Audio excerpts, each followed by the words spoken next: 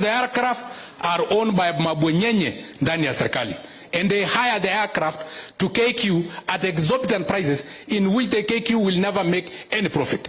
We have been allocating billions and billions of shillings to KQ, yet KQ iko na customer base. All government employees must travel using KQ.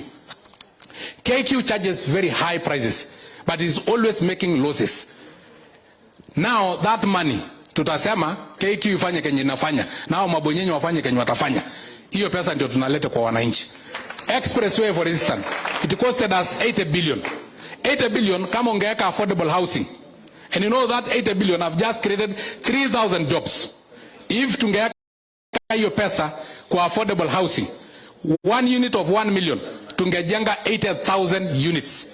80,000 units, each unit will require a carpenter, mason, plumber, electrician, 5 of them. 5 times 80,000, tunge create 400,000 jobs. Na pale expressway imejenga 3,000 jobs. We need to put our priorities right. In the bottom-up economic model, we will do what we call labor-intensive investment, ambao wananchi watapata kazi na watalipa ushuru. Asante sana, Your Excellency. That is just a general overview. There are several speakers. So I welcome our Senator, Senator Maora. You know, Senator Maora was once in the speakers panel. Na unajua wakati anakalia kiti ya speaker, he is the third most powerful after you. So ni mlemavu ambao amefikia hiyo cheo ya juu, lakini amechapwa kwa sababu ya kutetea hustlers, na akatolewa pale, akafukuzwa kama umbu ambao amekula mandazi siku ya Krismasi kwa sababu ya kutetea hustlers. And that is why person with disability tumesema kura yetu yote itaingia kwa kura yote walemavu.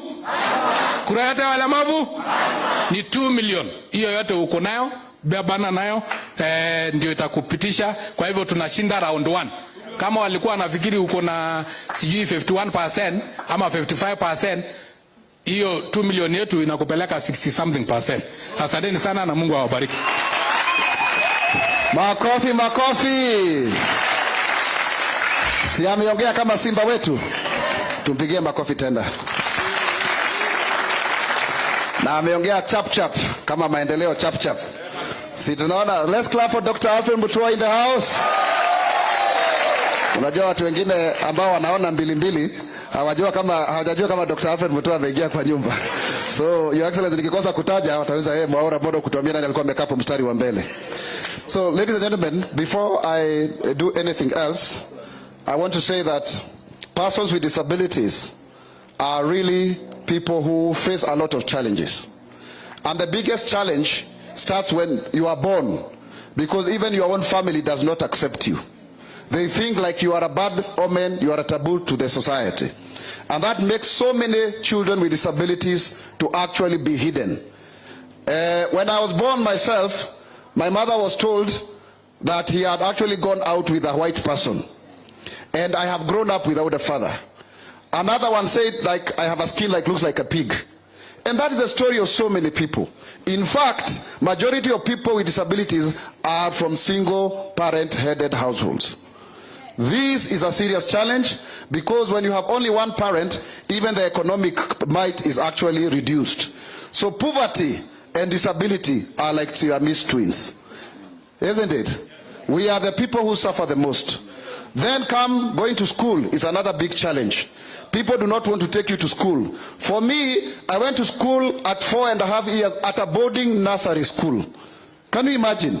A 4-year-old going to a boarding school, simply because I had to be in that school, because that is where those people who look like me were going to school.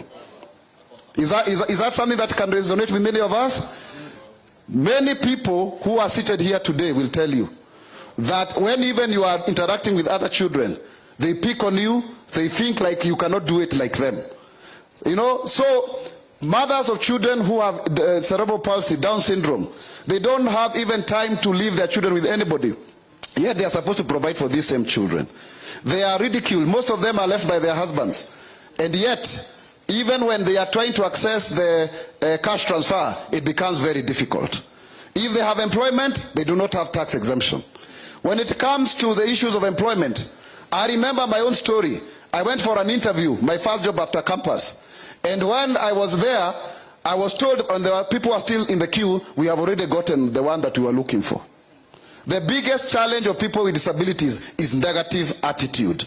And it is extremely difficult that people with disabilities have to overcome that challenge, because it is in the mind. But we are not going to relent. We are going to fight for our space.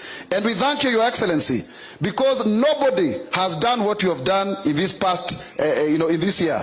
You opened up and zero-rated all of the nomination fees for persons with disabilities. Si hapo alitusaidia sana. And out of that, 300 people with disabilities plus were able to contest for various positions. And some of them have the ticket like Midhika, you've seen him. But interestingly, majority of them came number 2, 3 there. So we are still yet to go the whole hog. And we want to ask that in future, let there be deliberate affirmative action, so that persons with disabilities are not just waiting to be nominated. They too can be elected as members of county assemblies, as members of parliament, senators, and even after your reign, Your Excellency, one day we believe there shall be a president elected with disability. It is possible. Thank you, Your Excellency, for being the stepping ladder for that, because Sankok and I are very close to you. And many other people, even including my good brother here, Sonko, and Miriam and Abdi and others. And today, we are here to speak one language. We are here to speak the language of the economy. And as Bill Clinton said, it is the economy stupid. Kwame Nkrumah put it further earlier on and said, seek ye first the political kingdom, and everything shall be added unto you. Paraphrasing the book of Matthew. I want to say here and now, seek ye first the economic kingdom, and everything shall be added unto you. Persons with disabilities are the poorest of the poor. They are the ones who don't get jobs. They are the ones who get despised. So when we speak about the bottom-up economic model, there is no better example than a person with disability. Because we are even, down there, we walk with different style. Tunatembea style hiyo, tunaona mbili, tunaangalia. We are very different people. And we really struggle. When somebody is going 1 kilometer, the effort of that 1 kilometer, we have to try 10 times harder. So your message of the Hustler Nation resonates with the 10% of persons with disabilities that constitute the population of this republic. Out of 50 million people, there are 5 million strong people with disabilities. And we want to declare here and now that these 5 million, about 2 million who are voters, they will vote for His Excellency William Samoei Ruto. Ama namna gani watu wangu? So that we can be the one who will get 50 plus 1. Na Mheshimiwa William Ruto ukipata kura ya walemavu tayari ushaingia State House. In fact, hawa ni mahasla wenzako. Tutakuwa tunakula hapo. Na ile msemo ya kwamba mtu anaweza kutolewa mavumbini akaweza kula na wafalme, hawa walemavu watakuwa wanakula na wewe kama yule Mephibosheth ambaye alikuwa na yule Daudi katika Biblia. Ama namna gani? Siko sawa? Si itafanyika? Ama namna gani? Na sisi hatupangwi ngwi. Hatufanyi nini? Hatufanyi nini? We remain confident that your government is going to take care of us. So today, we are going to present to you several speakers that I'm going to call very shortly after your address. They will come to tell us each and every specific issue, about 10 or so issues, so that then they can be incorporated into our charter, which is a draft, which I've already shared with you, Your Excellency. And then we shall have a retreat to beef it up from the presentations today, which at some point, Your Excellency, we anticipate that then you will sign it officially, and it will form part and parcel of the Kenya Kwanza manifesto, so that when you get into government, you shall implement the true wishes and aspirations of persons with disabilities from the grassroots, indeed, from the bottom up. Finally, is to say that we shall not relent in standing up for what is right. As Mheshimiwa Sankok said, I was removed from parliament because of joining UDA, because of joining you. But even then, even when they tried to fight me, all the big people here Still, God was on our side, and we won back and went back to the Senate. In the same way, we shall also, no matter how hard they push you, no matter how hard they try to push you aside and our team, we are winning this seat by the help of God. We are winning. Because we trust in a true and living God. They trust in chariots. We trust in God the Father. Are we together, watu wangu? Tuko hapo kabisa. So, Your Excellency, I just want to plead with you. Tuvumilie saa ingine tuko na maneno yetu ndogo ndogo hapa, saa ingine tunakasirika haraka, lakini kwa sababu ya kufinyiliwa. Ni vile tunafinyiliwa. Unasukumwa huku, so you come out forcefully. Kwa sababu sasa unashindwa kwa nini? Sasa nitapata space namna gani? There are people who just want us to be silent, quiet and very very appreciative and apologetic. But kwa sababu ya kutetea haki zetu, Your Excellency, tumezoea hii mambo ya kupambana. Kwa sababu tukikosa kupambana, hakuna kitu tutapata, tutakwisha. Na kama kuna mtu anajua kupambana nchi hii ambaye amepigana kabisa, ni nani mwingine ila si William Samoei Ruto. Wakati wa Moi tulikuwa tunasema tunafuata nyayo. Sitaki kusema hizo nyayo. Tunafuata mfano wako. You are our role model and our inspiration. Ama namna gani? Ambaye ameamuka kutoka kuwa chicken seller na sasa anaenda kuwa president, ambaye hajai kuluza hata election moja. Kwa nini usichukue huyo kama role model yako jameni? Na umetufundisha sana. We are now in the William Ruto School of Politics. So with those many and few remarks, I want to finish by saying that we are determined to move forward. And as Martin Luther King Jr. said, if you cannot fly, walk, run. If you cannot run, walk. If you cannot walk, crawl. But whatever happens, keep moving. Keep moving forward. And because you epitomize that, may we all be upstanding let's be upstanding with those who can in welcoming number one, Chief Hustler, our incoming 4th President of the Republic of Kenya.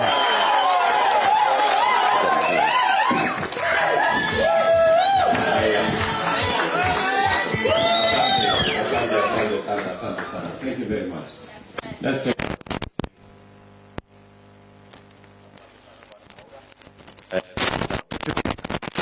and we have my brother Alfred Mutua, the governor of Machakos, na marafiki wangu wote akiwemo huyu jamaa Sonko. Amjambo, karibuni sana katika mkutano huu wa people living with disability. Vile mnajua tunaendelea na mjadala katika taifa letu la Kenya. Na mkutano huu wa people living with disability tulikuwa tumepanga tufanye on Monday. Lakini wakati ilipangwa, ofisi yangu akaniambia we should bring forward so that we listen to the people with disability earlier, and so that we can ensure that because your issues are unique, that we make sure that they are properly captured in the charter and also in our manifesto. Na mimi nawashukuru sana kwa sababu nilikuwa nafuatilia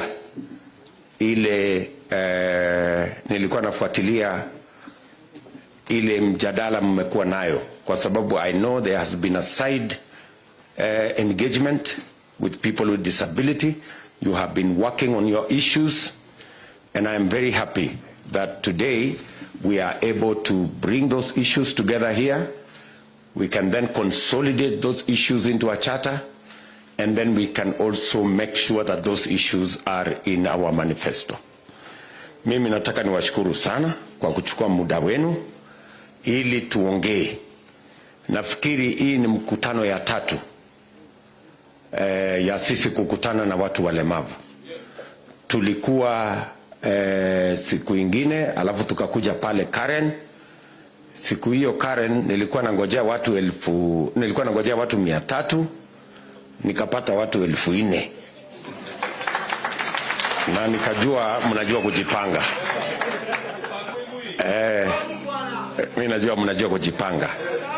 So mbona tunaongea vile tunaongea leo? sisi tulikubaliana ya kwamba siasa ya Kenya lazima ibadilike. Isiwe tu ni siasa ya viongozi na vyeo na mamlaka. Hapana. Iwe ni mambo ya wananchi, na wananchi pande zote, wakiwemo watu walemavu na mahitaji yao na aspirations yao na vile wanataka maisha yao ibadilike. Na ni kwa sababu tunaamini every idea counts. Na ndio tulibadilisha, badala ya kuandika manifesto na professionals kwa rooms tukitumia vitabu na makaratasi, tukasema wacha tuibadilishe, tuketi chini na wananchi wa Kenya na tuwasikize, because pale kwa mwananchi is where the rubber meets the road. There is no greater experience than experience ya mtu ambaye anaishi na ulemavu. So ndio tukaona tukuje tuketi chini na nyinyi, vile tumeketi chini na sekta zingine na Wakenya wote. Tumeketi chini na wananchi katika kila county. Tumebakisha karibu counties 10 peke yake, na tutafanya hiyo kabla ya next week. Na tunataka tuhakikishe ya kwamba manifesto ambayo tutakuwa nayo, agenda tutakuwa nayo, itakuwa ni agenda imezungumziwa na Wakenya. Sio agenda imeandikwa na professionals. Imezungumziwa na Wakenya. Wakenya wametoa mapendekezo, na ili tuhakikishe ya kwamba inatekelezwa, tutaiandika kama charter. Na mimi na viongozi wa Kenya Kwanza tutasign pamoja na watu wanaoishi na ulemavu. Ili kila mwaka tutakuwa na mkutano ya review. Ile tulikubaliana na nyinyi, ni nini tumetekeleza, ni nini hatujatekeleza, ili tuweze kuhakikisha ya kwamba baada ya miaka 5 mambo ya watu walemavu itakuwa imeshughulikiwa vile inavyopasa. Kama katiba inasema 5% ya ajira iwe ya watu walemavu, every year tutakuwa tuna review imefika what percent, until we make sure that we attain the constitutional threshold ya watu wanaoishi na ulemavu katika serikali na katika viwango vyote. Mimi nataka muelewe hivi, ndugu zangu. Mimi tulikubaliana nitakuja hapa mwenyewe, sitatumana, nikuja hapa mwenyewe niwasikize. Kwa sababu najua nyinyi mumesuffer a lot of prejudice. People living with disabilities suffer a lot of prejudice na madharau mingi. Na ndio tunataka tukubaliane, safari hii tunataka heshima kwa kila mtu. Ni kweli, tukisema ukweli, kama kuna watu mahasla katika Kenya hii, ni watu ambao wanaishi na ulemavu. Kama kuna watu wako bottom pale mwisho, ni watu wanaoishi na ulemavu. Na hiyo prejudice ni lazima tufanye mara 2 bidii ya vile tunawashughulikia wengine, ndio tuweze kuovercome hiyo prejudice mko nayo. Na ndio sababu hiyo nimekuja hapa na ndugu zangu, tutaketi hapa tuwasikize vile mnataka, vile maoni yenu, mapendekezo yenu, na vipi tunaweza kufanya kazi na nyinyi ili tuweze kuhakikisha kwamba tuko na taifa ambayo kila mtu anajivunia kwa Mkenya. Mkiona Sankok hapa kama mjumbe wetu, mkiona Mwaura kama seneta wetu, hawako hapa kimakosa. wako hapa kwa sababu wameamua upande huu ndio uko na mambo ya watu wanaoishi na ulemavu. They are here deliberately. And these are the champions. Hawa ndio champions ya mambo ya watu wanaoishi na walemavu. Wakati tumempatia Sankok awe chairman wa National Council of Persons with Disability, alikuja kwa ofisi yangu. Hii mambo ya cash transfer in 2013 ilikuwa milioni 200 peke yake. Akaniongelesha, akanionyesha yale matatizo yako. Sasa tumesukuma mpaka tumeongeza another 1 billion shillings kwa mambo ya cash transfer ya watu wanaishi na ulemavu. Na hiyo program bado inaendelea. Nilienda Joytown pale kuona facilities ambazo ziko pale Joytown. Na mimi nataka niwaeleze hivi. Katika ile mpango tuko nayo, tuko na special scholarship ya watu ambao wanaishi na ulemavu. Lakini hiyo special scholarship nataka tuongee na nyinyi, tufanye assessment. Tuone kama ile 30,000 katika kila mwanafunzi inatosha, ama kama haitoshi we can even double that amount. Kwa sababu ni ya muhimu sana. Mtu ambaye anaishi tayari na ulemavu, tukiongeza tena juu yake hajasoma, mambo inaharibika hata zaidi. So people living with disability, we must give them the best chance possible to acquire knowledge. Na ni lazima tufanye ile itawezekana kwa mbinu zote, tuhakikisha kwamba children who are already disadvantaged by living with disability are not again disadvantaged by not getting quality education. I know we have several centers. Mashule nyingi zinasimamiwa na Salvation Army for one reason or another, because of background. My commitment to the children of Kenya, of people living with disability, is that we will double the number of institutions funded by the government of Kenya, so that children living with disability have the best possible chance to acquire good quality education. Najua kwa mfano tuko na Joyland Kisumu, tuko na Joyland hapa Thika, but those schools are too few na ziko mbali. Watu wengi wanasafirisha watoto wao kwenda mpaka Kisumu kutoka different parts of Kenya.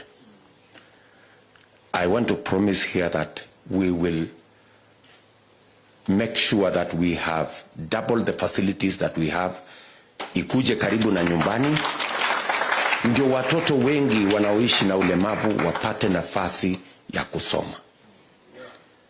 We will look at the bursaries so that every child apate pesa ya kutosha ya facilities ya mashule. Kwa mfano tulinunua bus ya Joyland. Nikaenda nikanunua bus ya Bumula. Nikawapelekea bus shule ambayo ni ya special school. We have to make those facilities available because we want our children to feel that the Kenyan society appreciates and cares for people living with disability. Ni kweli, we are having a discussion about the economy. Na tumekubaliana kabisa ya kwamba this election is about the economy. It's about what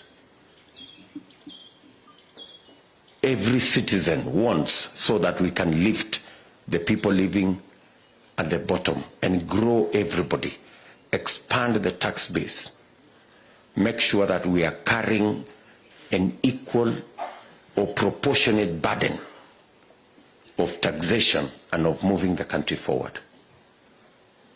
Many people living with disability want to pay tax if they have businesses that are doing well. But many people living with disability have no access to credit. They have no access to business opportunities. They have no access to contracts. So they cannot contribute meaningfully to growing our country.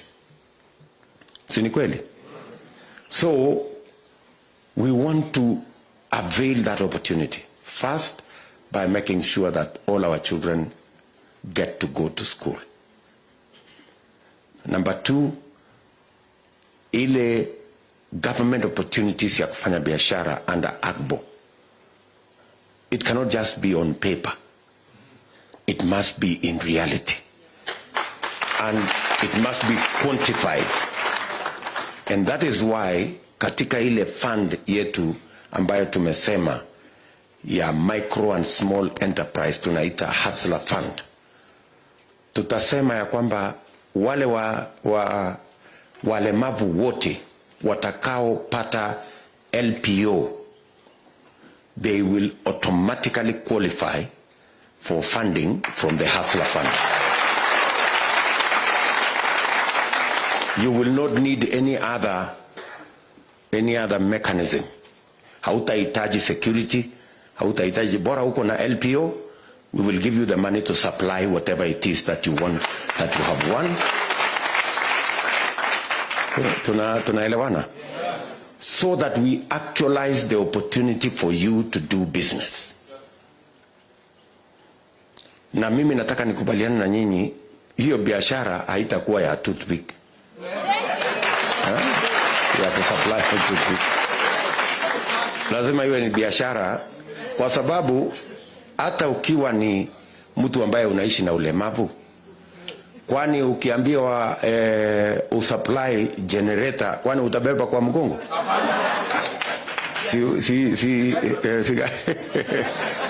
Sigari itabeba. So inahitaji tu akili, si ndio? So we are going to be deliberate. We are going to be deliberate on access to business opportunities for people living with disability. We are also going to be deliberate on access to jobs by people living with disabilities. We're going to work with the private sector so that we can see how do we encourage the private sector to hire more people living with disability. What tax incentives are we going to work out? Gadgets zenu, magari, yale mengine yote, I know we have removed taxes on all of that, on all your requirements. But as you say, we must also devolve. Hakuna mtu ya kutoka Lodwar anakuja mpaka Nairobi kununua hii mkongojo ya shilingi 1,000. Surely. So, na saa zingine mtu anangojea safari hiyo ya Nairobi miezi moja, miezi miwili akingojea. So, that we are going to work out so that the services are devolved to every county. Because 5 million people is a huge portion of our population. So, mimi nataka tukubaliane hivyo, na tumeitana hapa tuwasikize. Tuko na what we think. But what we think is not enough. It has to be enriched by your suggestions, your ideas, and your contribution. So that when finally we sign it into a charter, it is something that you have spoken to, it is something you have made a contribution to, and we can monitor that exercise all of us together. Sawa sawa? Tunakubaliana? Muko tayari tuongee? Mutatoa ideas zenu? Mutatupatia maoni? Mutatupatia mapendekezo yenu? Ndio tuweze kujenga hii serikali pamoja? Ama mnasemaje? Kwa wale ambao mumesema hiyo 101 101 Agenda 101, hiyo Agenda 101, sisi kama Kenya Kwanza, we are going to contribute half of that Agenda 101. Wale wengine wamebakia upande ile ingine wajitetee. Sinamna hiyo? Na wakikosa kujitetea, sisi tutaongeza zaidi. Ndio tuhakikisha kwamba people living with disability wamepata nafasi ya kujumuika katika uongozi wa taifa letu la Kenya. Let me confess, these two gentlemen have done people living with disability a great service. Hawa wangwana wawili, their contribution in parliament has been enormous. For the first time, inajulikana Kenya kuna watu living with disability na wako na sauti. And I want to congratulate you, gentlemen. You haven't let people with disability down. You have been exemplary, in your contribution. Na mimi nataka niwashukuru sana. Mjue ya kwamba hii safari tutatembea pamoja. Na tutahakikisha kwamba mambo ya watu living with disability is part of our agenda, and we are going to see it through. Tumkaribishe Mheshimiwa Musalia Mudavadi. Karibu sana. Yeah. So tumekuja hapa kwa sababu tunaamini watu wanaoishi na ulemavu ni watu ambao wanastahili kusikizwa kwa makini at the highest level possible.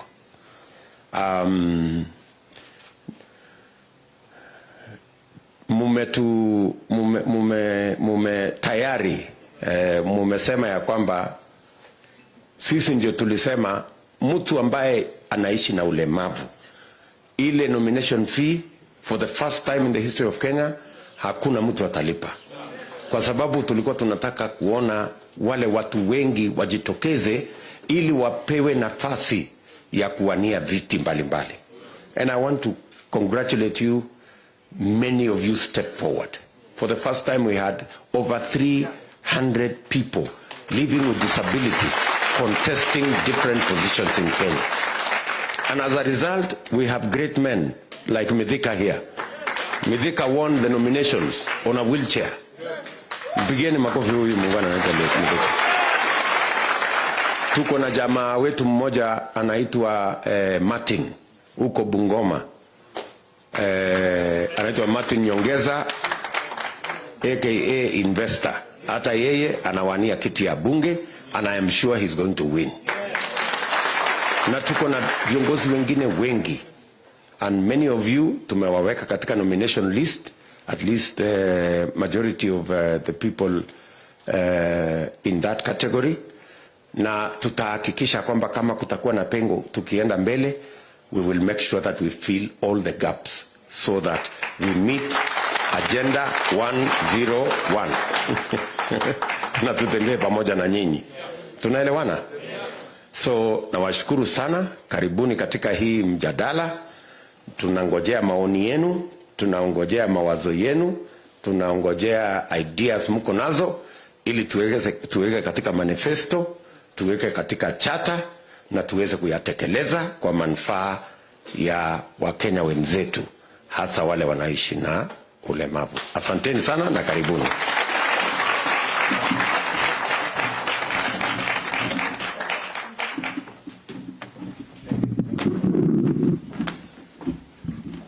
Makofi, makofi, makofi. Makofi, makofi.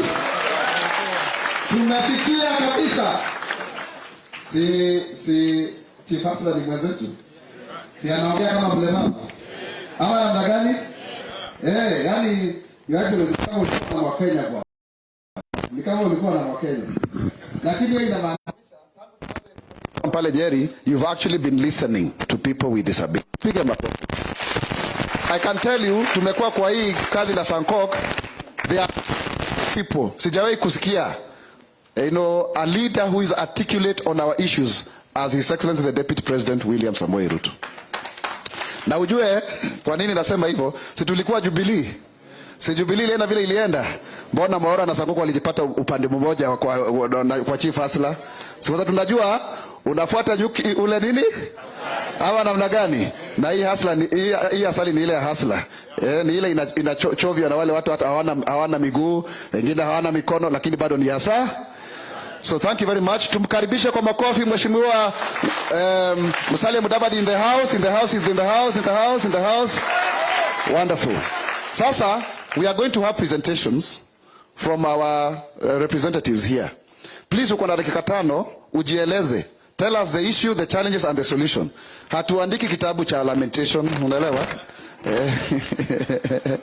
Lamentation inaitwaje kwa Kiswahili? Ati malalamishi. So, tunaanza pale bottom. Kuna kiongozi wa mahuka amekuwa akipigania walemavu wa huka sana. Kwa miaka mingi sana by the way, and I have respect for you. Bwana Maingi, wewe utatuanzishia hapa. Karibu dakika zako 5 na uwe tayari kujibu maswali. Usifikiri utakuja tu kuongea tu hapa. So, mpigie makofi Bwana Maingi. Tuuza walking on a wheelchair is a very great man. You have the floor. Thank you. Asante sana Mheshimiwa Mwaura, Senator, ambao tumekuwa na wewe kwa muda mrefu na tunashukuru.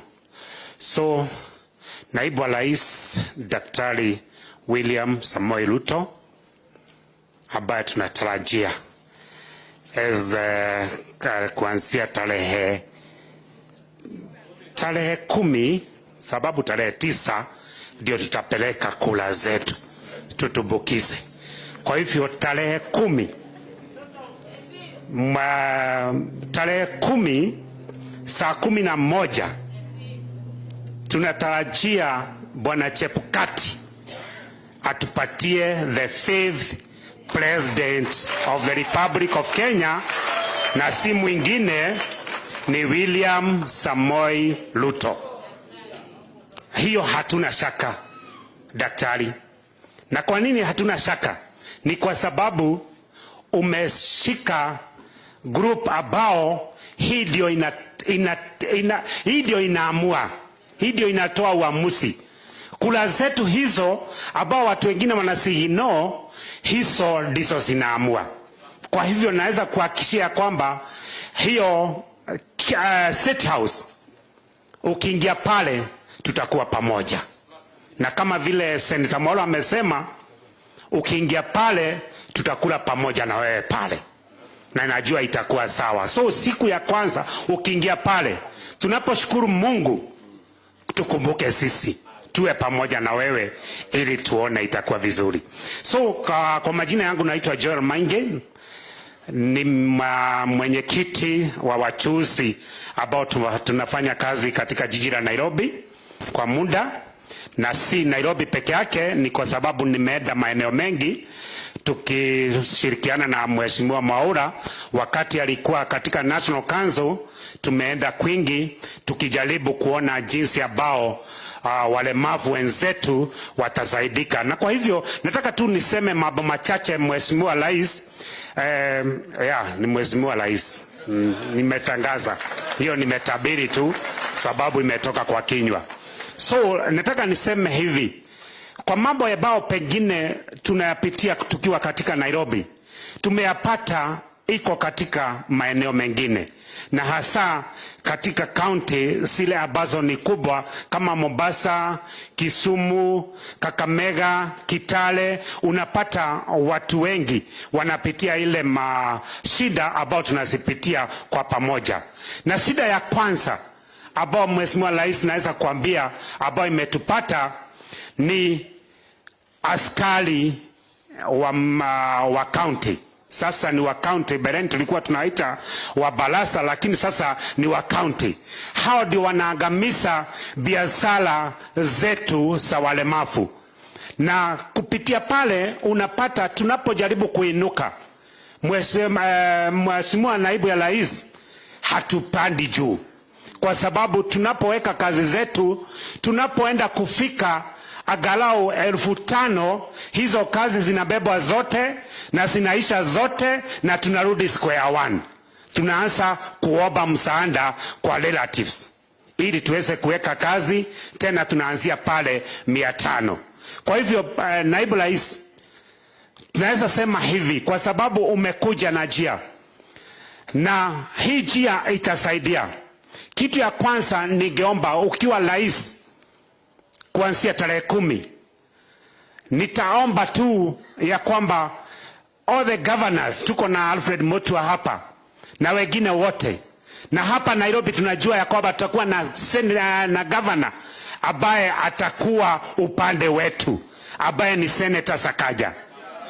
So ni kwa sababu pale na Mheshimiwa Rais utakuwa na usemi, ningeomba hiyo mambo ya harassment ya wafanyi biashara itakuwa ya mwisho na itakoma, ili kazi zetu siweze kuendelea na tuweze kujibuni kimaisha na familia zetu ziweze kusimama. Ni kwa sababu Naibu wa Rais, nataka tuseme tu kidogo ya kwamba unapata kwa sababu ya zile kazi tunapitia, watoto wetu hawapati hiyo masomo. Ni kwa sababu hatuwezi kuafford vizuri. Tunapoendelea kazi zetu zikienda, watoto wetu wanarudi nyumbani. Kwa hivyo unapata watoto wa mchuuzi mwishowe anaishia tu kuwa mchuuzi. So na tukipata nafasi nzuri, nafikiri hiyo kazi itaenda vizuri. Naibu wa Rais, naweza kusema ya kwamba kwa sababu umetuambia na umeskuja na business fund, hii business fund naamini ya kwamba itasaidia mahali pakubwa sana. Na nataka kuomba hivi, kwa sababu sisi kama walemavu most of the time hatuna collateral ya kusimamia hizo vitu, na ndio maana hatuwezi pata fedha katika banki zile ambazo zina operate, kwa sababu hakuna kitu ambao tunapata. Lakini vile ambao umekuja, ningeomba katika zile hiyo fund, business fund ambao utaweka aside, kama vile Mheshimiwa Sankoko aliomba, wacha kuwe na fund ambao itakuwa specific ya persons with disability, ya kwamba tukienda pale hakuna kitu ambao tunaitishwa, na vile vile itakuwa ya urahisi. Ni kwa sababu kama vile tunafanya biashara, tukipitia governor, wale ambao watakuwa, tutapewa identity cards katika county ambao tunafanyia biashara, na zile identity card wacha siwe ndio sitaruhusu kuchukua zile fund ambao sitakuwa zimewekwa kando, na sitasaidia biashara zetu siweze kuendelea vizuri. Naibu wa Rais, naweza kuambia sisi tunakosa kuendelea kwa mambo machache, na jambo la kwanza ambalo linafanya tukose kuendelea vizuri ni kukosa kusimamiwa vizuri, lack of proper representation. Tukipata the proper representation, nafikiri tutaenda vizuri. Sasa hii tunajifunia tuko na Mwaura na tuko na Sankok katika National Assembly na Senate, but in most of the counties hatuna representative. Na tukiwa na the proper representative in the counties, Mheshimiwa Rais, hapo deposit zetu zimekoma, tutakuwa vizuri kwa sababu mambo yetu itaangaliwa. Na tukipata the proper representative in the county assemblies, then in the county sectors, katika ministries za county, then tuwe na representative ambao wataturepresent pale. Na ningeomba tukiendelea pale, ningeomba kwa sababu tumeangamizwa sana, Bwana Naibu wa Rais, ya kwamba leo hii tunapata tuko katika ministry ya sports, mara tumetolewa ya sport, tumewekwa katika ministry ya labor.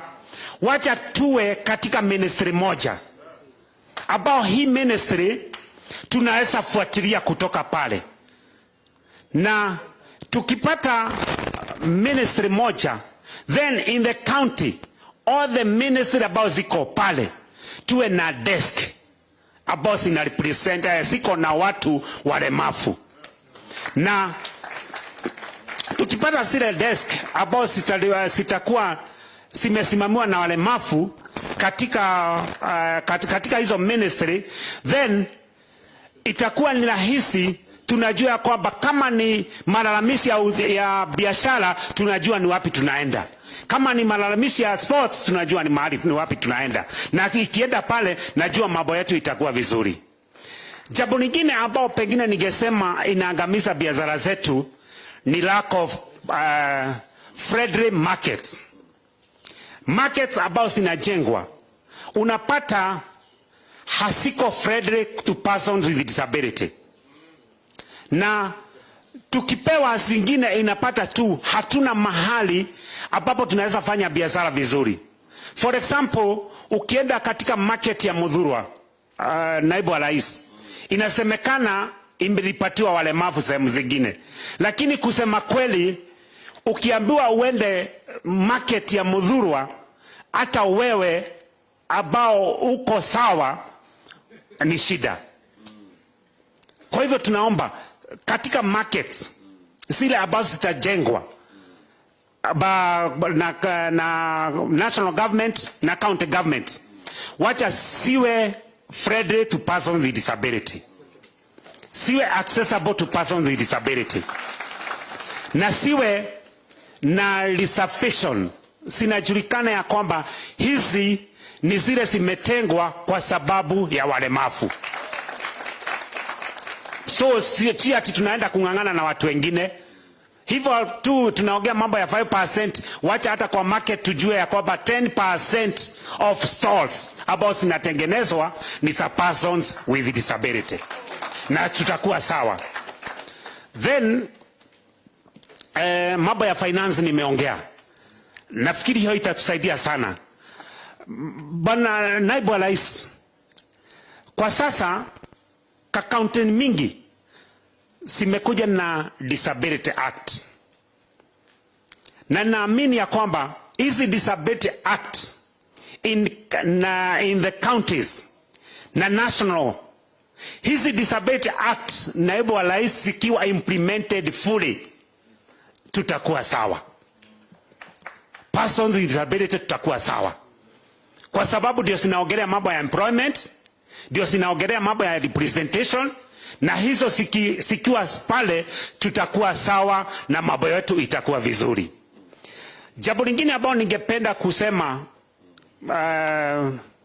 na nafikiri bwana governor wa Machakos sijui amefanya nini, sababu tumejaribu kuangalia, tumeangalia bwana Mutua, tumezunguka na tumepata mambo haijakuwa sawa sana. Kuna public utilities. The public utilities is kuna toilets, public toilets ambazo counties wanapea watu binafsi wa manage. Kuna modern kiosks ambao county wanajenga wanapatia public wa manage. Kuna shoeshine sets ambao wanapatia public wa manage. So ningeomba katika serikali ya Kenya Kwanza, naibu wa rais, hizi vitu siwe fair distributed. Hata walemavu tunaweza manage. Tunaweza manage choo, tunaweza manage modern kiosks, tunaweza piga viatu rangi. Na in fact, bwana naibu wa rais, hizo kazi ambazo ni rahisi sinafaa zipewe walemavu. For example, kama Nairobi tuko na kama choo 30. Hizo choo 30, 20 zikipewa walemavu hata beggars wameisha. Tukipewa shoe shines, tukipewa modern kiosk, mambo ya shida hatutaiba tena, itakuwa sawa. So mimi ningeomba hivi, Bwana Naibu wa Rais, nikimaliza mambo ya tax exemption, tunaangalia na tunaona ya kwamba mostly inaangazia wale watu ambao wanafanya wameandikwa. Wafanyi biashara hatuangalii pande hiyo, mambo ya tax exemption. So ningeomba mambo ya tax exemption, especially sisi, sababu umekuja na mambo ya FAD. Wacha hii FAD, tukipata tunaweza kuimport hizo vitu ambazo ni za biashara. Wacha hizi vitu ambao tuna import ambao ni za biashara, isiwe tu ni gari yangu ya kutembea. Hata nikitaka kuimport gari ya biashara iwe ni tax free, ndio ni enjoy kama yule mlemavu mwingine. Na nafikiri nikifanya hivyo itakuwa vizuri, na nafikiri nitafikisha hapo kwa sasa, na nashukuru kwa kunisikiza. Mungu awabariki, awatendee mema. Thank you. Makofi. Yeah, thank you sana. Oh, thank you. Okay. Thank you, Bwana Mainge. Yes. Thank you, Bwana Mainge. Sasa umependekeza Bwana Mainge ya kwamba zile masoko tunajenga, kwa mfano tuko na mpango ya kujenga soko 20 hapa Nairobi. Umependekeza ya kwamba 10%. Tungesema between 5 and 10% ama 10%. Mimi ningesema 10% kwa sababu Nairobi County ndio center. Okay. Ndio center. Asante sana. So 10% ya stalls zote ama maduka zote zipatiwe watu wanaoishi na ulemavu. Hiyo tumekubali, tutafanya hivyo. Pia katika ile mpango yetu ya housing, kwa sababu mpango kubwa tuko nayo kama Kenya Kwanza ni kutumia local housing, social housing kutengeneza ajira kwa vijana wa taifa letu la Kenya. Pia katika ile allocation ya affordable housing tutapendekeza ya kwamba watu walemavu wakuwe considered at least minimum 5%, lakini vile vile ziwe katika zile ground floor, ndio wasiwe na challenge ya kupanda mastairs. Mumesema ya kwamba mnataka pia representation, ndio mkuwe na sauti. Mimi nakubaliana na nyinyi kwa sababu leo tuko na representatives katika ambaye county assembly ambaye za Kenya tuko na 37 people living with disability only, lakini ingetakikana watu 94. So we have a gap of almost 50 people living with disability. Mimi nataka ni kuhakikishia kwamba serikali ya Kenya Kwanza tutafanya kazi na IEBC tuhakikishe ya kwamba every county iko na the constitutional requirement of 2 members of the people living with disability in counties, in the county assembly. Na nimesema Kenya Kwanza alone tutahakikisha kwamba tuko na 47. Alafu we will push the other people to make sure that people living with disability wanapata nafasi ya kujieleza katika county assembly vile wako na nafasi ya kujieleza katika national assembly. Alafu jambo la tatu, na hiyo mambo yote tutaweka katika chata yetu na nyinyi. Jambo la tatu, tulikuwa na ndugu yangu Musalia kule Kakamega, na watu wanaoishi na ulemavu wa Kakamega walituambia kwamba walisukuma county assembly ya Kakamega kupitisha People Living with Disability Act, lakini haikufaulu.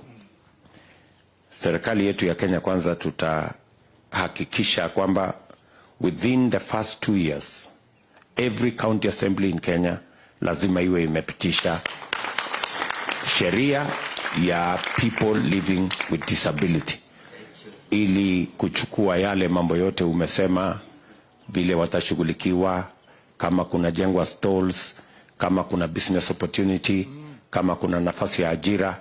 Hiyo ndio njia ya pekee tunaweza kufikia ile 5%, wakati kila county assembly watapitisha sheria, ili tuhakikisha kwamba mnapata nafasi za ajira, mnapata nafasi za biashara katika kila county. Tunakubaliana? So undertaking ya serikali ya Kenya Kwanza ni kwamba within 2 years tutahakikisha kila county assembly imepitisha sheria ama act ya Disability Act in every county. Tunakubaliana? Tungependa tusikize mambo ya business permit. Tunataka tuongee pamoja na nyinyi tujue ni vipi tunaweza kuwasaidia watu wanaoishi na ulemavu. This we are going to encourage county by county. Kama inawezekana business permit ya mwaka wa kwanza ama at least miaka miwili iwe free kwa watu wanaoishi na ulemavu, ndio waanzishe hiyo biashara. Wasikuwe na vikwazo mingi kuanzisha hiyo biashara, alafu tutajua vile ya kuwashughulikia pale mbele. Vile vile mimi nimekuwa nikisupport Juma International Hospital, ambaye nachangia kurekebisha disabilities kama ile bow leg, cleft palate na mambo yale mengine. Tumejaribu sana kusaidiana na other stakeholders. Mimi nataka niseme ya kwamba under Kenya Kwanza tutakubaliana, tutakuwa na MOU na hiyo hospitali, ili tuweke pesa ya serikali kupunguza ile gharama watu wanaoishi na ulemavu wanalipa pale, ndio tuweze kuwashughulikia wale walio wengi. Sawa sawa. Thank you very much Bwana Mainge.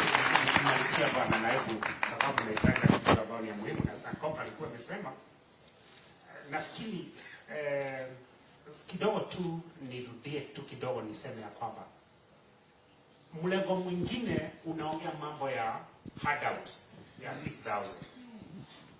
Naibu wa Rais, sisi sio beggars. Na tutaka handout. Na kile umesema ni hivyo. Si tunataka tupewe opportunity tufanye biashara. Tupewe opportunity na nafasi. Tukipewa opportunity na nafasi, hata hiyo kodi tunataka tulipe. Hiyo license tunataka tulipe. Kwa sababu already tutakuwa tumeinuka. Hiyo bottom up already umeileta. So tutakuwa tumeinuka, tutashangia, ndio hata wengine wale wako nyuma yetu waweze kuendelea. Nafikiri hapo tuko sawa. Asante. Asante. Thank you Bwana Mainge. One moment ngojea kidogo Bwana Mainge. Asante sana Bwana Mainge. Umeongea vizuri sana na nimekusikiza, taken quite a number of notes. Na just to assure you that tuko Machakos tulipitisha Disability Act na nikaisign 2016 during my first term. Na hii shida ambao tunaona building code yetu iko very highly enforced. Lazima kuwe na special ramps, special toilets, hiyo vitu yote, hiyo tunaendelea kufanya Machakos. Ile shida kidogo ni kwamba choo zote za Machakos sasa run by the county. So we don't give them out anymore. Sababu imekuwa ni kama cartel. Na zetu zinakuanga free. Kwa hivyo hii imekuwa hiyo biashara pengine ndio au kuona. Kuna kitu kingine sijui kama pengine itatajwa katika hali ya biashara. Nilikuwa nafikiria tunaweza ongea kama Kenya Kwanza kuhusu hizo tax exemption.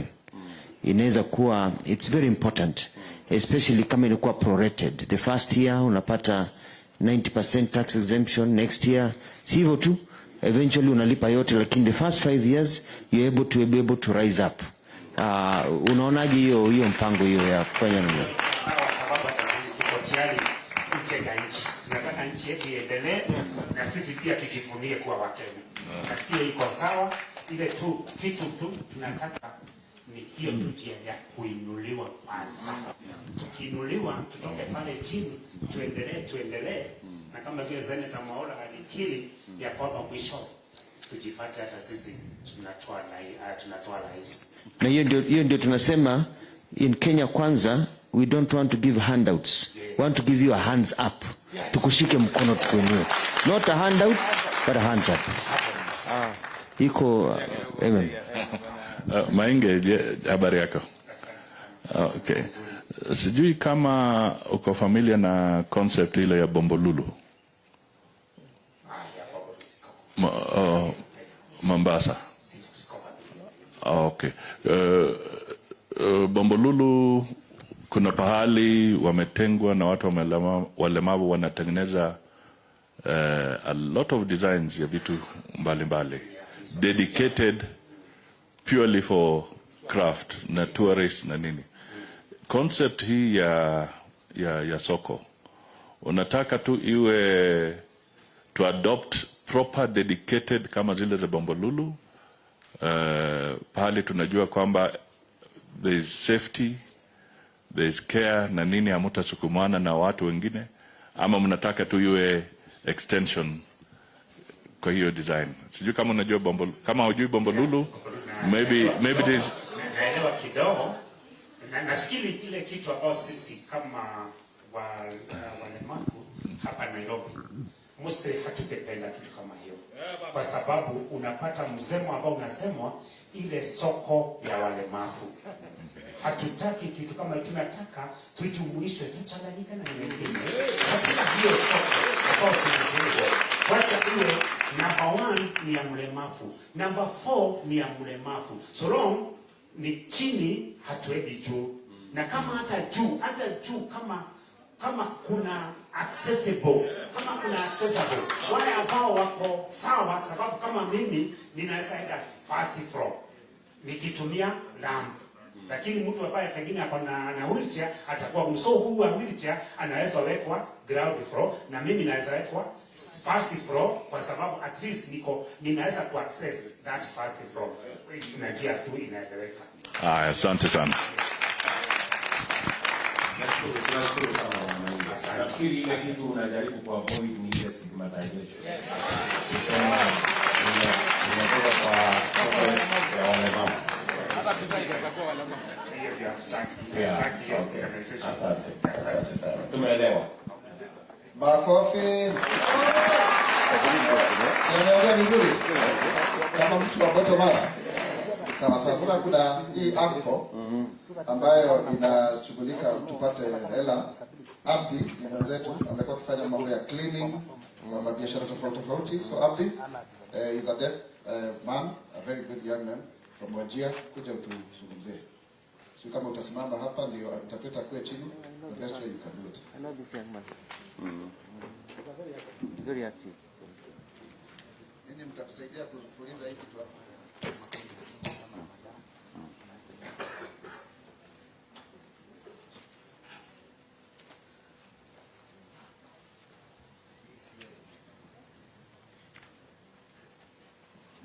The Deputy President of the Republic of Kenya, Honorable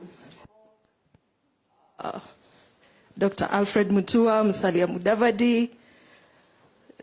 Saizi ni good afternoon, si ndio? Tumepita morning. Badu, good morning. My name is Abdi Abdile. I cannot. My name is Abdi Abdile, and I am deaf. I am a UDA member. I'm in the Disability League as a Secretary General. I'm in the deaf community, and also I'm from the arid areas where we are marginalized. I will not talk much. I will just talk briefly, speaking to AJAABU. The Deputy President, you remember one time we came to Karen, and we also came to State House at some point when President Uhuru and yourself were our leaders, became our leaders when you took office. Now we are speaking again, and I'm proud to be here again to speak to you. I won't talk much. I know you are going to get this. Tunaenda State House. Let me talk on the issue of AGPO, access to government procurement opportunities. Yes, for persons with disabilities. We have the reservation of 30% for the special interest groups, the youth, women, and persons with disabilities.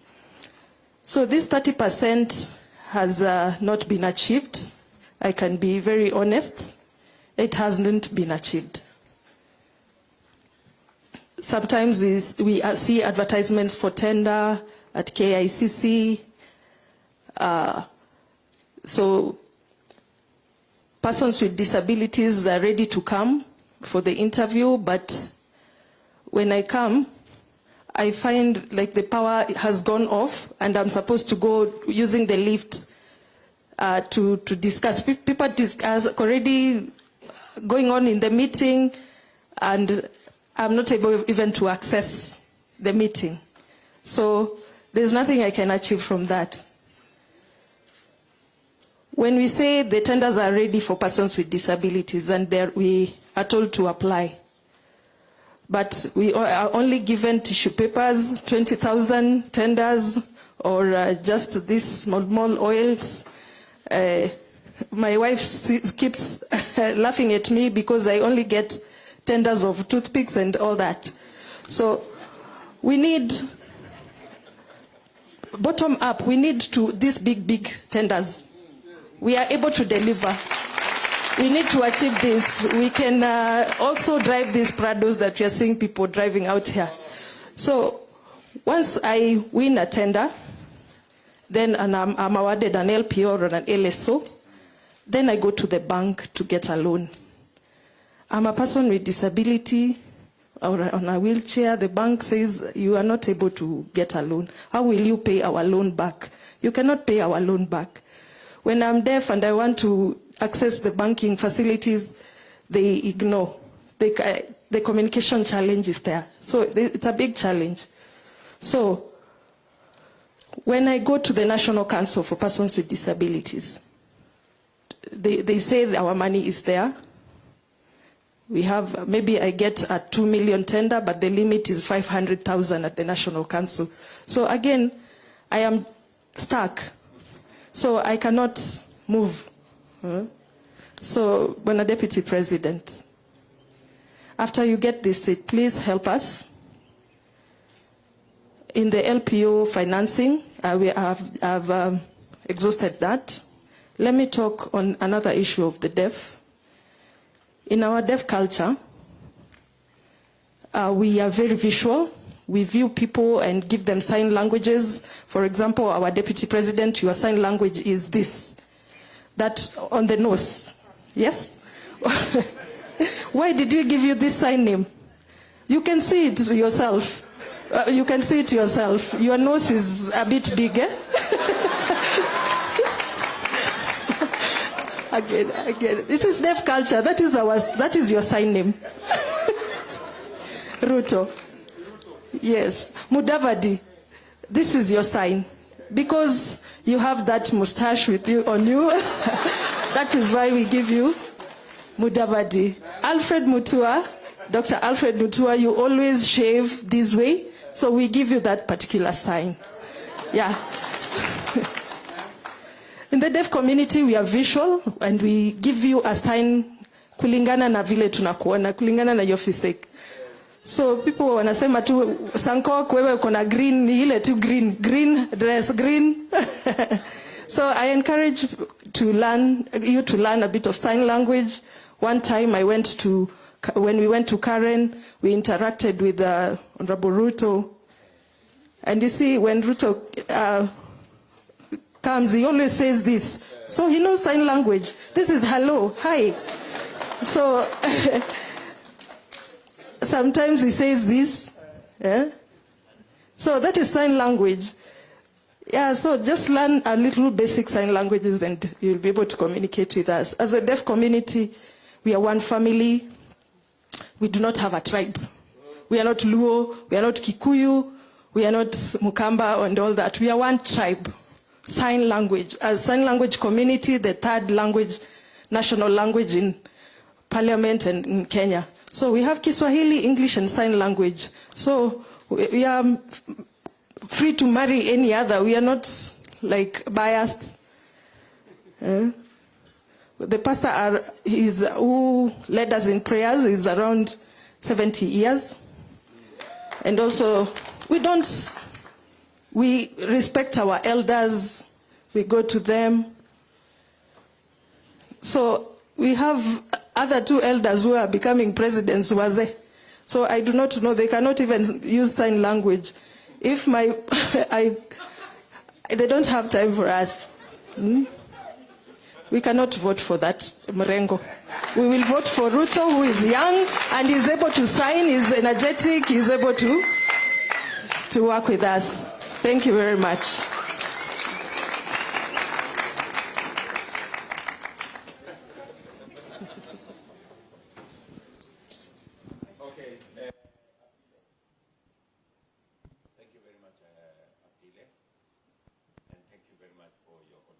To the whole space of people living with disability. I know you have pushed us in UDA and Kenya Kwanza and to open up space for people living with disability. And I want to promise you that we will keep our word. Already we have several people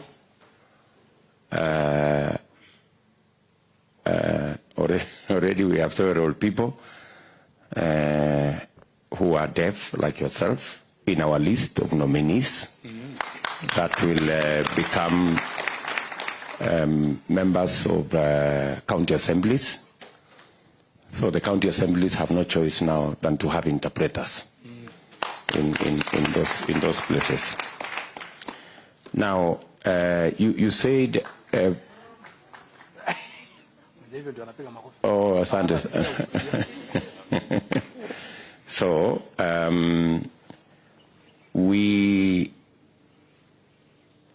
you said about the disability money at the council, which is, how much is the total kitty at the council? Are you aware?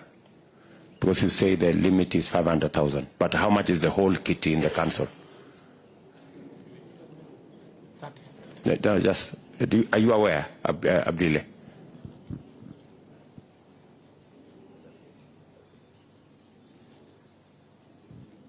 At the council, where the disability money, are you aware? It's 30 million. For the whole, for every county or for everybody? For the whole country. Yes, for the whole country. For the whole country? Yes. 200 million for the whole? No.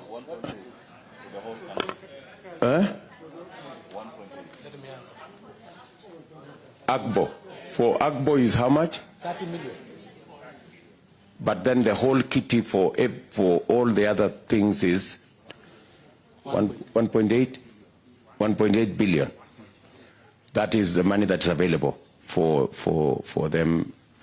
So, apart from that 1.8 billion, so just for satisfying the AJAABU component, we're going to make it available out of our 50 billion. We're going to make 5%, which is 2.5 billion, available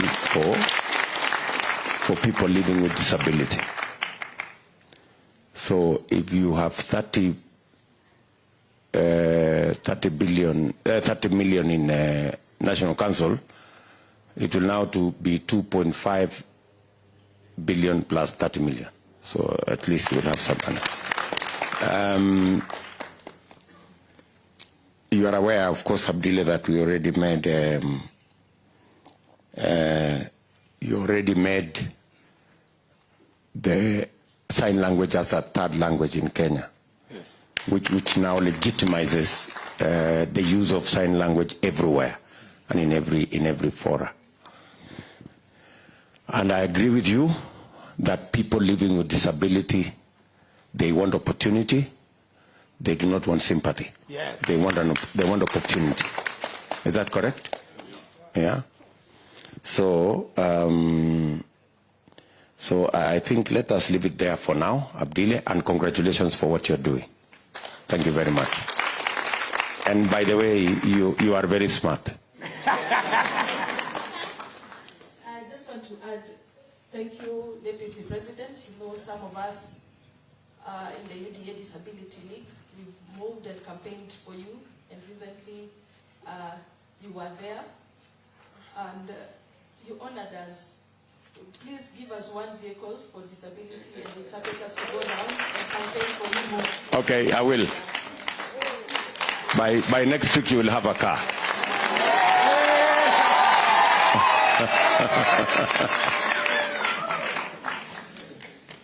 Okay, asante sana. Let's proceed. Makofi. Si tunaenda vizuri? Are we getting very good representation? Thank you very much. Now, Daniel Omeno, you are the one next. Baada ya Daniel Omeno, Bridget Songok, be ready so that mkue umejitayarisha. Saidia hii dayasi kuja hapa. Omeno, karibu. Somebody can help me with.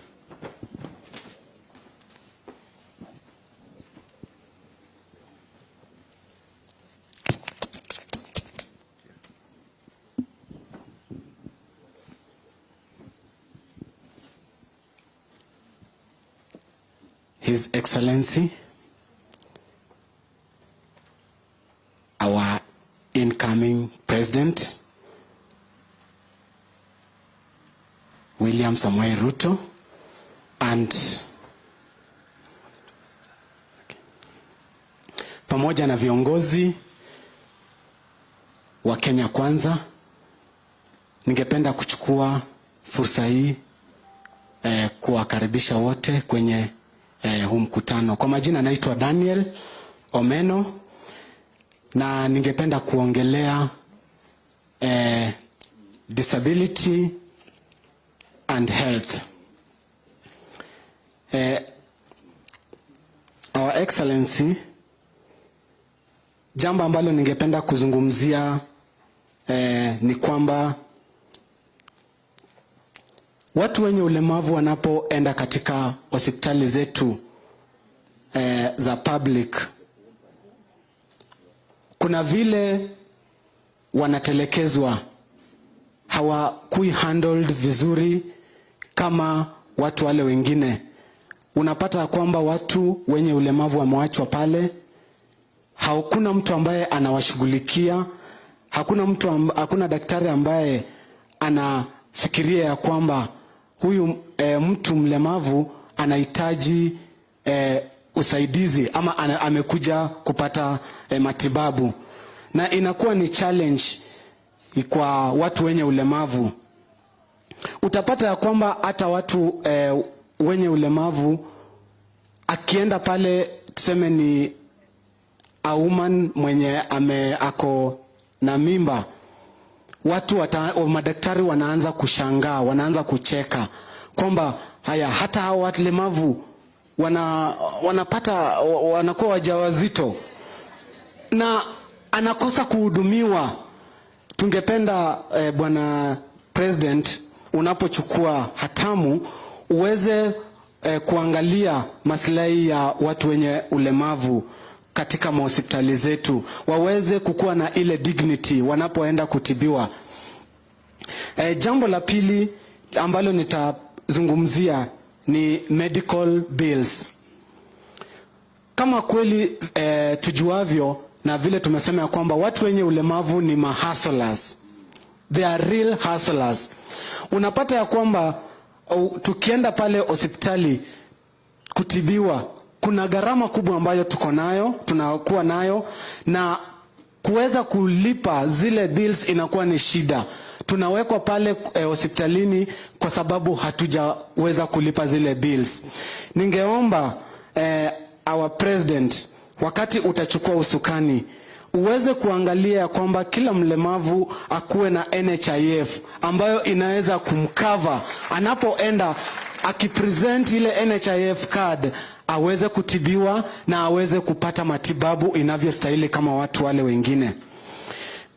Bwana President, ningependa kushukuru kwanza kabisa.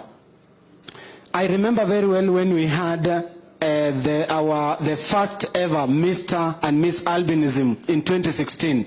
We invited you to be the guest of honor, and when we invited you, actually ulikuwa na moyo katika watu wenye albinism, na uliweza kutusaidia, na tunakushukuru kwa kazi nzuri ambayo unayoifanya, na tunajua kwamba unapochukua hatamu unaenda kufanya mambo ambayo ni makubwa.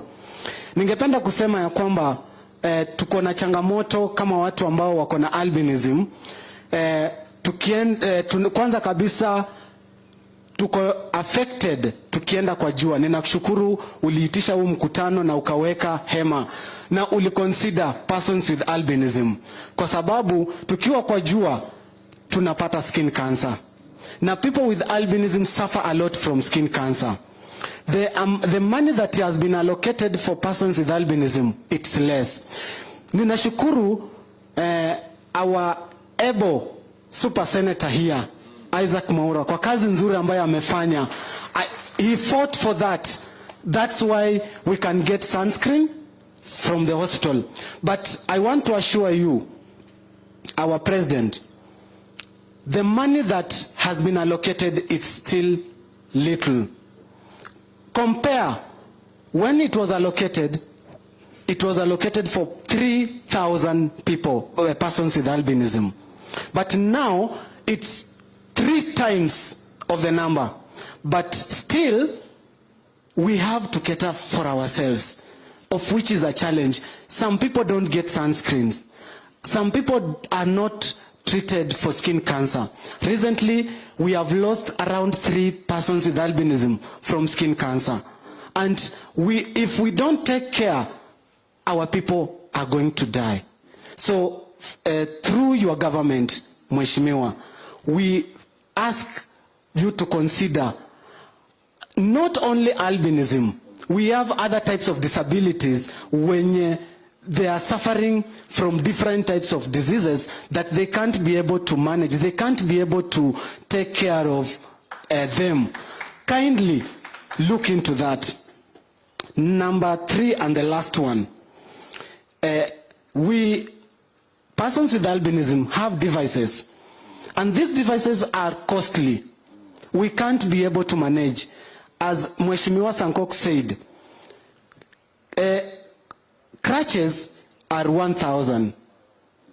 When someone applies for crutches and is in Bondo, na apply kukuja National Council kupata those crutches, it is difficult for this person. We ask your government kindly try and see that these devices, be it crutches, wheelchairs, earring devices, zinatakiwa zikuwe tax exempted, kwa sababu zinasaidia, hizo ndio kama like zinatu support in all ways. Kindly look into that, na tutaweza kusaidika kama watu ambao wako na ulemavu. Thank you so much, and may God bless you. And we know you are the 5th president. Come 10th August. Thank you so much.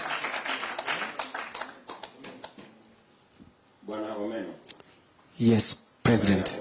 Thank you. Mzuri sana. Tumekusikia sana kwa makini, na nakubaliana na wewe ya kwamba everybody must be treated with dignity, vile umesema. Na nafikiri ya kwamba tutaongea na washikadau wote, people in hospitals and people everywhere, so that they are sensitive about what they say and how they treat people living with disability. Ili tuondoe ile kidogo ni inaonekana kama madharau. Yeah.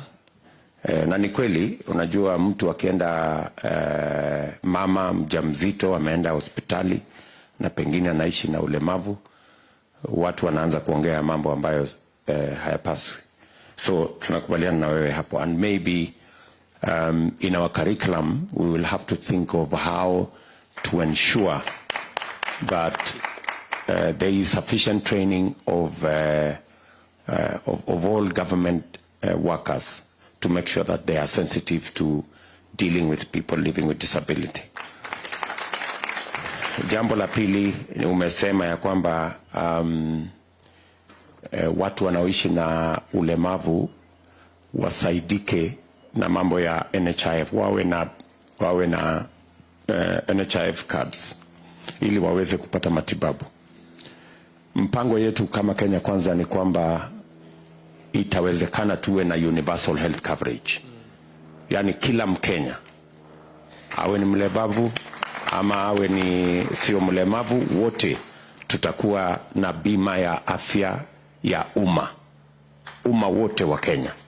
Hiyo ndio mpango yetu, na nakubaliana na wewe ya kwamba hiyo mpango ya universal health coverage ama bima ya afya ya umma itahakikisha kwamba watu wanaoishi na albinism kama wewe Bwana Omeno mnapata ile cover ina include sunscreen. Tuliweka kwa budget milioni 100. Lakini watu wenye wanaishi na albinism wameongezeka karibu mara 3. So while we are working on NHIF, tutahakikisha kwamba hiyo pesa inaongezeka kulingana na vile watu wameongezeka. So we will increase that for the moment to 300 million and put it in the budget. And but long term we will include it in the NHIF, in the universal health coverage provision, so that it's taken care of. There is absolutely no reason why anybody would tax hearing aids or crutches or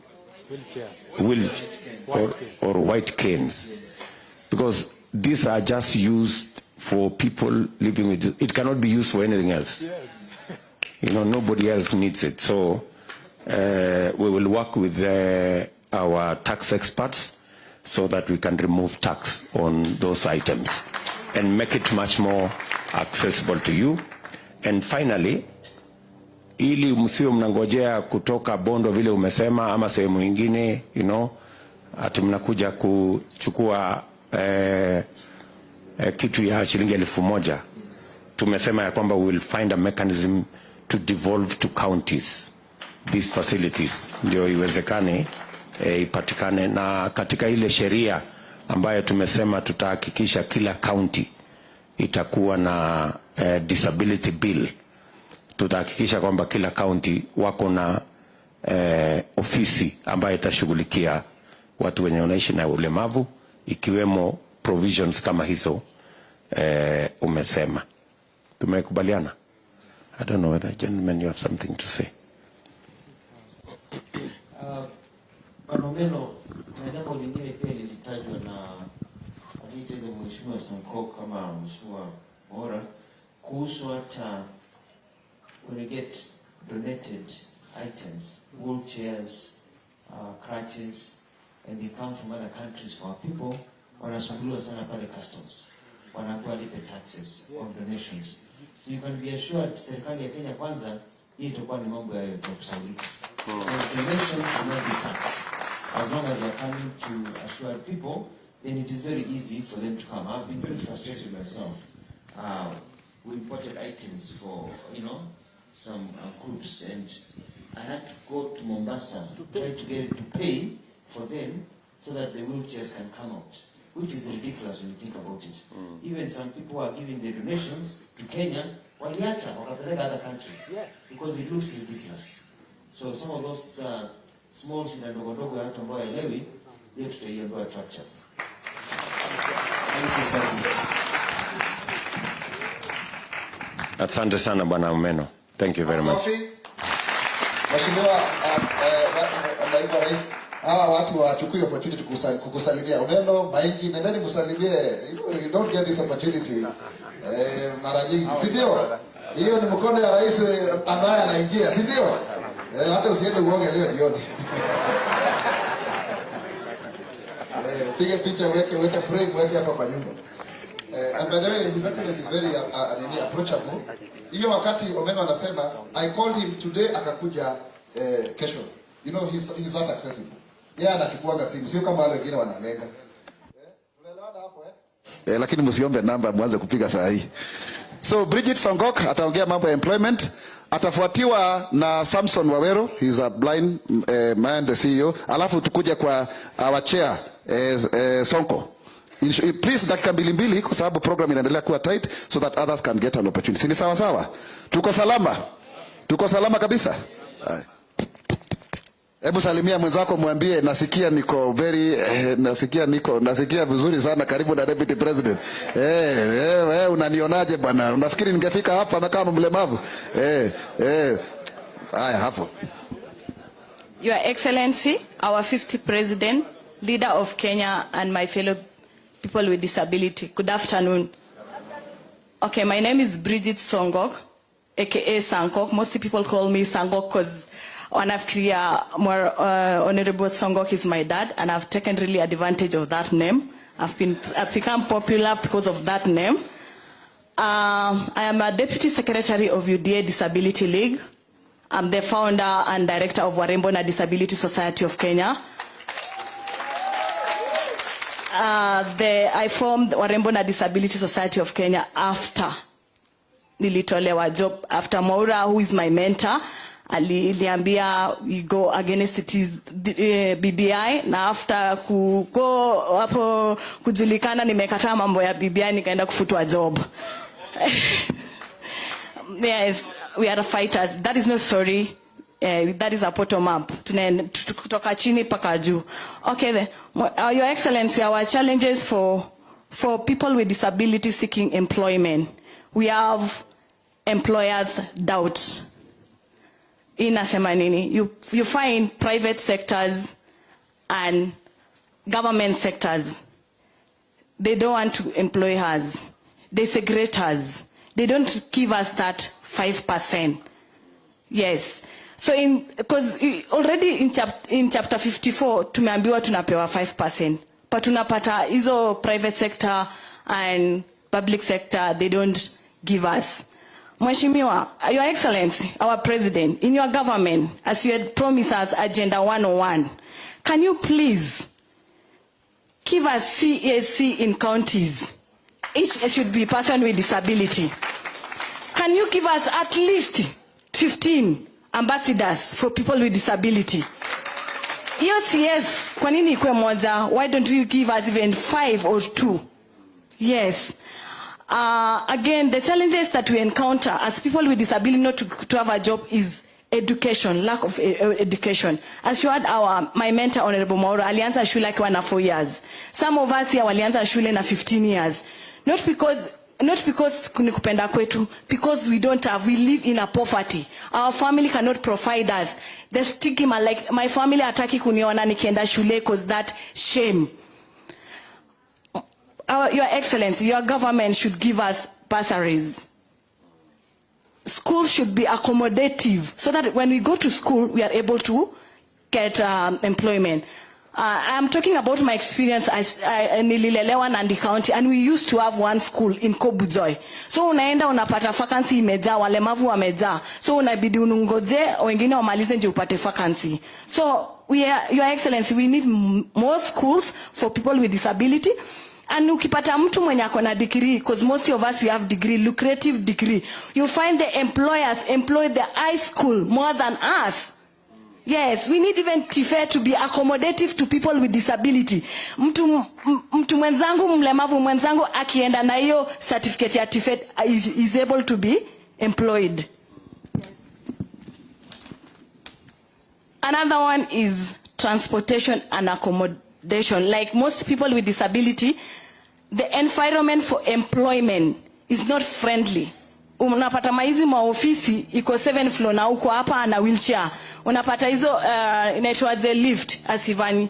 I'm talking about my personal experience again because I like doing what I've encountered. I had an interview in Moi Avenue, contrast building, and the lift was not working. Na nilikuwa na interview at 7, nilika hapo paka 10. Kufika huko lift ikiwa, nikaambiwa interview imeisha. Because siwezi tembea na hizi my club fit, inaitwa club fit, and I wear surgical boots. Siwezi tembea na hiyo lift. That is why we lack the job. So, Your Excellency, we need the environment. We should have the lift to be accommodative, and also we have something a software called JAWS job for VI, right? When you get employed, most laptop for VI they use this, and it's very expensive. We actually, Your Excellency, make the laptops for VI blind subsidized, because it is more than 120,000, which they cannot afford. And also some of us assistive device. Me, like personally, I use surgical boots. It's 10,000. I can't afford because I don't have that employment. Some when anatumia crutches. So we need these things to be free, zero rating in everything. And again, Our Excellency, like we have discrimination in our employers. Before they see me as educated woman and on a disability yangu before I pay job. The solution that I want you, Your Excellency, ukiingia ukwa president, we need you to develop anti-discrimination policy. Munanisikia? Yes. We need you to develop require a public in employment of people with disability. Ndio mtu akiniangalia hivi aone huyu ni Bridget na ako mwerefu, asione ulemavu yangu. Again is lack of employment strategy plan. I'm urging Our Excellency to develop a 5-year strategic plan for people with disability. And then there is a group like autism and CP. We need to be trained for them to get a job. Mnanipata? Yes, we need them to have a job. Wasikae tu wakitegemea wazazi wao. They can do something.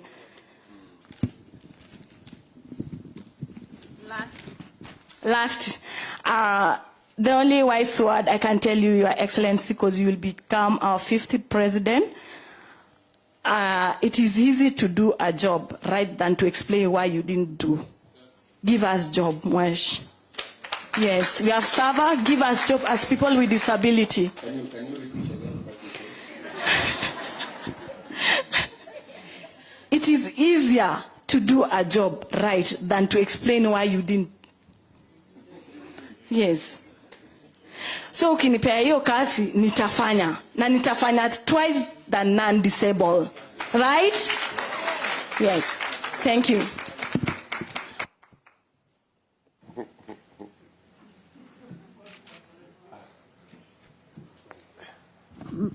Thank you very much, Bridget. Thank you very much first for giving me an English phrase I'm going to use somewhere else. You have educated me. You said it is easy to do a job right.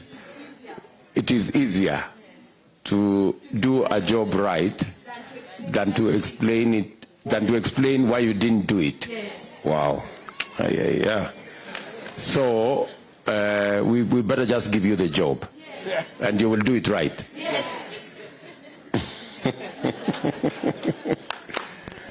Wow, we have such talent all over the place. So thank you very much, Bridget. I agree with you totally that education comes first. Let's make sure that people living with disability have access to education. I think that is something we must do as affirmative action, because if there is anybody who needs education more than any other, is a person living with disability. And therefore, as I said earlier, we will review the bursaries. If we think the bursaries don't cater for sufficiently for people who are living with disability, we will adjust and make sure that we give more bursaries so that people living with disability can have access to good quality education. Now, the other thing that you have mentioned, which I would want to, and that goes all the way to TVET and all the way to university. The question I want to ask you, people living with disability, do they prefer institutions that are special, or they prefer integrated? Which is which? Huh? Wow, this is very interesting. So you want to learn alongside the other children? Okay, give me an example. In St. Teresa of Avila and Dalat, I was the only person with disability, and I didn't feel oye oye because we don't want oye oye. Yes.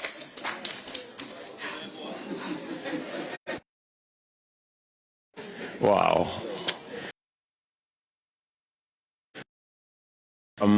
So your suggestion is that where it is possible, children living with disability should be in integrated schools. Yes. They should not be in special schools. Only in special cases that you can have kids in special schools. Wow. Wow. Then you have completely changed my mind, because initially I thought we should do more special schools. You don't want more special schools. You instead want integrated schools. That in the same school, you have all the kids there, and we try and support them there, so that there is no oye oye. Wow. You know, me sitting in the office, I would have thought we are doing you a great deal by doubling the number of special schools. And in fact, that's what I was talking about earlier. So I was going the wrong direction. Wow. And I think that's the value of sitting here and listening to you guys. It's really interesting. It's really interesting. Okay.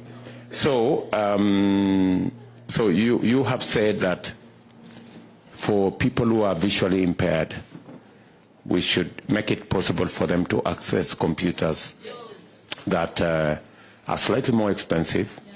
So 120,000, while the other people are paying 40,000 maybe. Okay, so we need to do that. And then you said that we need an anti-discrimination policy. Yes. Wow. Again, that's a new one for us. So if there is a meeting that has really enriched our thoughts, it's this meeting. So, and then can you again explain to me what you meant by 5 years? You said we need a 5-year period to do something. Strategic plan. For employment. Okay. For people with disability. Because we are not getting there. And unless there is a strategic plan, you don't think we will get there. Yes. Because the numbers are not adding. Yes. The numbers are static. Yeah. I think our technical team are here. I think these are very interesting suggestions, and I think we will benefit a lot from. And please, if you can take their numbers, so that in case we need to engage them some more, we can have that latitude. Finally, why I said we need a partnership between the Kenya government and the KISII International Hospital is because if this beautiful lady, if somebody had intervened earlier, her legs would have been corrected. Isn't it true, Bridget? It's true. Yeah. So, and I think it's just because nobody knew that it was possible to correct that. So that's why I have said we will have a memorandum of understanding and be able to work with KISII International and even extend that facility to our own public hospitals. We must have public hospitals that can do the correction that is being done with specialists at the hospital. Is that okay, Bridget? Yes. Guys, do you want to say something? President, you haven't told me, you haven't promised me about the job for ambassadors and CAC. Like each counties should have people with disability, despite Agenda 101. Can you please promise us that in county level, CEC should be person with disability in all 47 counties? Yes. Ambassadors give us like 15 people. Yes. Can you take even my father there, Sangok, to be ambassador and I occupied his seat? Or Honorable Maura to occupy his seat na kuwa ambassador ama CS? Can you promise us that you are, because ujatuambia hapo? Let me process what you've said. Let Musalia ask something, and then I will come back to you. Bridget, I like your charisma and your courage, so to speak. Now, you know, you said something about the BBI. I don't want to take you there. But when these people, whoever they are, maybe you don't want to disclose, but when they relieved you of your position because of your political inclination or persuasion, did they write anything, or it was verbal, or it just disappeared like that? They called me as a chat, sorry to interfere with you. After seeing me all over in the whole TV station, because Honorable Maura aligned us for that job. And then when they saw me in TV going against BBI and saying BBI is not the right not good for the people with disability, immediately the HR called me. I'm a human resource by profession, and they told me, you cannot fight the government and you're working for the government. And I was like, because I'm a person with disability, I don't have a lawyer and everything. I had to quit. They give me my money, and I went. And I thank God for Ole Sankok and Maura, who held my hand and told me, if you are against BBI, follow 5th president, and we form your dear disability league. And I'm so happy. I don't even regret, and I'm not going backward. I'm so excited. Yeah, I have to fight for people with disability, and we will not be intimidated. We have our voices. We need to fight for our space. Yes. And immediately after coming out of the job, I formed Warembo na Disability. It's not for beautiful. It is women to take space in leadership. It is women to take education. It's not only for beauty. It's women with disability to take space in leadership, employment, and politics. Yeah. Thank you so much. That is very important. So it was a public, it is a government institution. Yes. And they told you to leave? Yes. Wow. A day is coming. Yes. And freedom is coming. Freedom is coming. Yeah. So I think, thank you very much, Bridget, for your thoughts. And on the matter you have raised about, I have made a commitment on behalf of Kenya Kwanza. You have made suggestions on the number of CSS you want. You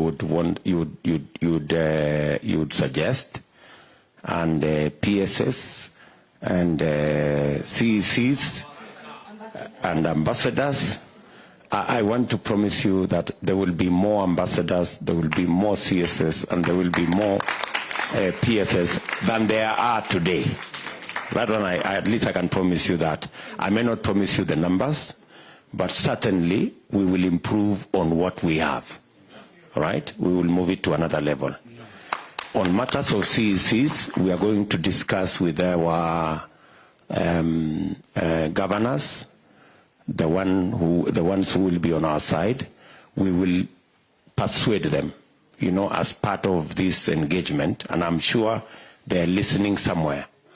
And when we sign this charter, we will make it part of our commitment that in our counties, where we have executives in our counties, that people living with disability will be considered. Sawa sawa. The last one, Your Excellency, like when it's come to leadership, like maybe appointing for CSC, CC, and nomination, I could like Honorable Maura and Ole Sangok should be the one tackling, because they know each and everyone as a person with disability. My governor might be not knowing me, but Honorable Maura and Ole Sangok knows me or knows anyone here. They are our father, they are our mentors, and we say thank you. Thank you very much. Thank you very much. Thank you. God bless you. Makofi kwa Bridget. Si hata sisi tuko na wasichana warembo wazuri hivi. Kwanza vile ameambiwa na Deputy President atalala na hiyo viatu amevaa. Hawa namna gani? Very articulate. And Your Excellency, just to clarify, what I did is that we were able to secure a lot of jobs in a partnership with PSC, and anapiga picha hapo. Now what we did, Bridget was a beneficiary. She went to the university's fund. She was supposed to be employed at the HR, but the moment tulikuwa hapa tukaorganize akina Sonko, you remember, we started issuing press statements against BBI because it had nothing to do with disability. She became a casualty. So that's exactly what happened. Now Samson Wawero, kuja hapa, tumpigie makofi.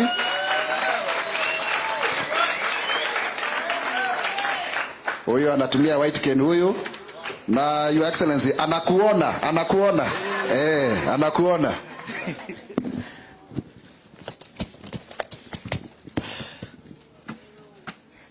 Thank you so much. Wawero, yes. Deputy President amevaa shati ya rangi gani?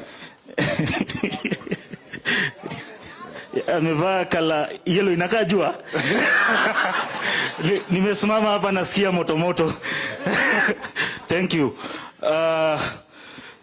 Your Excellency, the Deputy President, the fifth to be, William Samoei Ruto, Honorable Musalia Mudavadi, Dr. Alfred Mutua, and my friend Honorable Sankok, my very good friend Senator Mwaura, all persons with disabilities here today, good afternoon. Thank you so much for giving me this opportunity to represent a few issues on technology and young people, because myself I'm a young person. These people who have visual impairment here, they decided to do some revolution in our society for the blind. It's a statutory body. So straight from campus in 2018, I was made the youngest ever chair at 28 years in this country of a statutory body, because mambo yao ilikuwa inakuliwa na watu ambao wanaona na hawana matters zao kwa heart. And we thank God because we've made progress in the Society for the Blind. And you came there in 1999 and registered as a member. I saw your certificate and your membership number ukiwa na Honorable Sami Koech. So sisi tuko hapa kwa sababu, Your Excellency, mambo ya walemavu ambao hawaoni, ambao hawasikii, ambao wako na some intellectual disabilities is only bridged by technology. Bila technology saa hii maisha yetu ingekuwa imefungika, it would have been shattered. But because there is technology yenye tuna import kutoka Western countries and Asia who are very good in it, we are able now to survive. Ukisikia kama hii simu ambayo tunatumia, lazima iongee hivyo, iongee ndio tusikie, alafu tu operate. So we do that by hearing, and it's not easy learning that language. Hii ndio braille ambayo tunatumia, hii ni ya karatasi ile manual, lakini kuna ya technology on note takers. And I thank Bridget kwa sababu ameeleza mambo ya computer na JUZ. Mtu mlemavu akiandikwa kazi, kama ananunuliwa kompyuta ya kawaida ya 40,000 anahitaji an extra 120,000 kununua software inaitwa JAWS. JAWS ni kama hiyo umesikia kwa simu inaongea, and bila hiyo yeye hawezi fanya kazi. But aside from even JAWS, ana need training, special training to be able to know how to operate that computer, because we don't use a mouse, we entirely use a keyboard and keystrokes. And you see many employers shy away from employing persons with hearing impaired, visual impaired, kwa sababu wanaona ni ngumu sana kwa accommodate.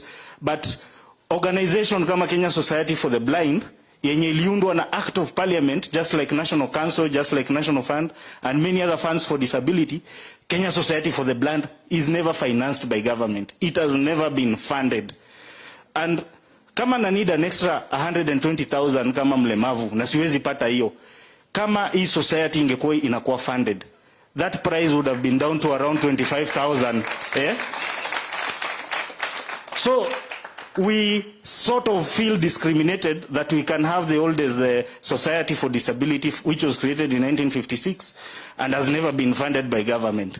Kwa hivyo tunaomba ukiingia utafute solution ya kufund Kenya Society for the Blind, so that we make technology accessible and affordable to persons with disabilities. Kuna hata deaf blind, they entirely need technology. Wakihitaji device inaitwa braille note ndio waweze kucommunicate na mwalimu na nini, it's 380,000. No parent can afford that, mheshimiwa naibu wa rais. The other thing, we need to audit government websites. If you are talking about AGPO, if you are talking about employment opportunity, squeezes zinawekwa kwa websites. These websites are not accessible to persons with disabilities. So we will never get opportunities if we don't audit these websites using expert developers who have been trained. Paul Mugambi, mpofu number 1 is here. Simama Paul. Huyo ni expert wa technology. Na kuna wengi kama hao hii Kenya ambao sisi kama professionals wenye tuko na visual impairment tunawajua.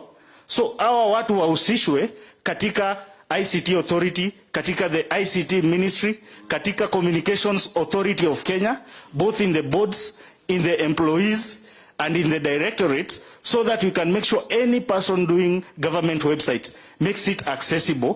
Ndio ikuwe na ile alternative sign language, mtu deaf akifinya inamuonyesha information yote kwa language yenye anaelewa. Ikuwe na hii mambo ya kuongea, mtu blind akifinya inamwambia what opportunities are there, na inamwambia apply button. Anafinya hiyo button, anajaza form, ana apply kama wale watu wengine. Yeah? So, Your Excellency, kwa youth, as I told you, I was elected the youngest ever chair as 28, and now I've been made CEO because of the exemplary work we've done. Even without resources, we are now serving persons with visual impairment. So young people with disabilities also felt bad and left out when previously CASs walichaguliwa wa youth kama 4 hivi, wa youth wadogo sana, ili waanze kujifunza kazi za serikali. Hakuna mlemavu mmoja alichukuliwa hapo. Ukikuwa na hiyo program ya kumentor youth with disability in big positions like CAS, chagua watu wenye wako na ulemavu kama sisi, tuchape kazi vile inafaa, na tuonyeshe dunia disability is not inability. Yeah, tunaongea pia kuhusu kwa hizi mambo ya technology. Zero rating ifanywe, ili teknolojia yote inakuja na iko na any nini ya kusaidia walemavu isitaksiwe, ili ikue affordable, accessible, quality, for it to be able to assist persons with disabilities, parents of persons with disabilities and teachers. Sasa saizi kwa Teacher Service Commission, walemavu are the highest, it's where most disabilities are employed. Sasa mimi kama sioni, nikienda kuandikwa kama mwalimu, ule mwenye anaona ananunuliwa chalk, ananunuliwa dasta ya kupanguza blackboard, ananunuliwa vitabu za exercise book, ananunuliwa teachers guides. Huyu mlemavu mwenye aoni hanunuliwi, anaambiwa kaa ni 120,000 chukua loan wewe ujinunulie. It's unfair. Government imewape guide allowance kwa ESRC. TSC makes it lazima waende hapo wa camp wiki moja, ati uonekane na mtu ndio ibainike kwamba una disability. That should be removed. Ndio more people with disability waweze kusaidika. Wacha hii devolution ya signature ya DMS ifanyike all over Kenya. Mlemavu mahali yako, ana apply, anapatiwa what they duly deserve. So on technology, there are many things. We only need inclusion both in the decision-making table and in the people implementing it, so that we can all benefit. With those few remarks, I thank you, Your Excellency, for the time.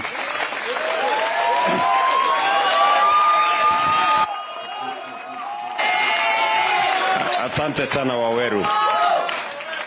Asante sana Bwana Waweru. And congratulations for what you're doing. Even with all the challenges and difficulties, I am very happy that you are upbeat and you have a very positive spirit. Pongezi sana. Association, you said Kenya Society for the Blind. It's true. I came there in 1999 and registered as a member. I must apologize that we haven't funded the Kenya Society for the Blind. We should.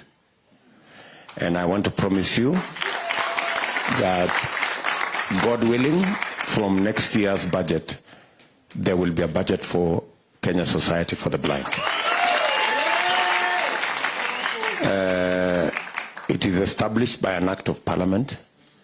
It is serving very deserving people. And all the items you have requested to be exempted from taxation, we will need to sit down with you and the people concerned in our tax people, so that we can find the mechanism to remove them from the tax list. Or even if tax has to be paid, then it must be paid by the government of Kenya, so that you can get the items in that manner. Number two, there is certainly, listening to you guys here, there is certainly a wealth of knowledge and expertise that is missing in government by not having you on board. So you are challenging us that your place in government will add a lot of value in making sure that we create inclusivity. And before I came for this meeting, maybe I didn't have these ideas. But after this meeting, you've really changed my thinking about what contribution people living with disability can make in making government much more responsive. So again, we will make positions of influence available to you, so that you can influence policy, you can influence government programs, and you can influence what we do as government to make sure that we bring people living with disability on board. I already see in our meeting, in this meeting, people who will be PSS and people who will be CSS, and so I think we are moving in the right direction. Yes, Your Excellency, and this is Braille. Yes. As you launch your manifesto, yes, we will do yours in Braille. Pay your kazi, tuipeleke around the country. The 700,000 visually impaired people wenye ni voters, wasome kidogo kidogo pale. Thank you. And just tell us what you need. I will ask Maura to provide the network between my team that is working on the manifesto and your team, so that we can have it in Braille. Yes, thank you so much. That's a long one. Yes, Dr. Yes, you grew up here. Kabisa. Na inaweza hii iko sawa kabisa. Sasa nimeangalia you didn't mention infrastructure, because how is the infrastructure, especially for the blind, in this country of ours? It's a story state of affairs. Ukiongelea kuhusu walemavu kama true hustlers, sisi tulianza kuhustle hivi vitu na Braille. We share a Braille machine kwa mashule kama vipofu watano. So kwa exams we even make sure form 2 and form 1 will not have braille machines ili sisi tuweze kufanya mitihani. The kind of infrastructure that we have from our schools to our institutions, even in, let's not talk about institutions because pale hakuna, there are no infrastructure for the persons with disabilities. We must make deliberate efforts to make reasonable accommodation in terms of allocating a budget. When also people with disabilities are involved in the budget making process, they'll bring these issues to the fore, so that as we develop the budget and as it goes to Parliament, we will say we want to make infrastructure that is specific for persons with disabilities. But any infrastructure, Mheshimiwa Dr. Mutua, can be accessible to any person, not only with disability, all people. The only thing is that in this country, disability is looked at as an afterthought. But we want a place whereby when we are designing, when we are thinking, when we are saying we want to create this and this, let persons with disabilities be involved so that it can be accessible to all. Tusirudi tuseme we want an extra budget to modify. No, let's involve it from the word go, and that will help. Mr. Maura, I know you are a member of our economic team. Ably represented people living with disability, but I don't mind if it is okay with Mr. Waweru if he can join that team.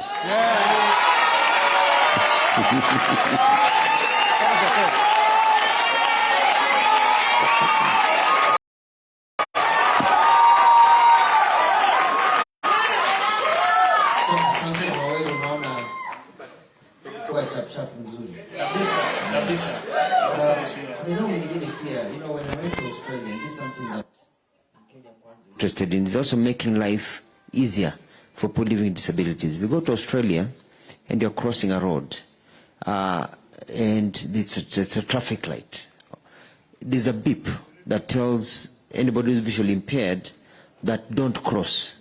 Beep, beep, beep, beep, beep, and then when it's easy time to cross, it makes a certain sound, kru, kru, kru, kru. Then you know it's your time to cross. So that you're not dependent on other people all the time. So you can actually move around in the cities and everything. So these are some of the things that we are thinking also, that's going to make life easier for you and for the large number of people who are visually impaired in this country to live a comfortable life in your day-to-day living.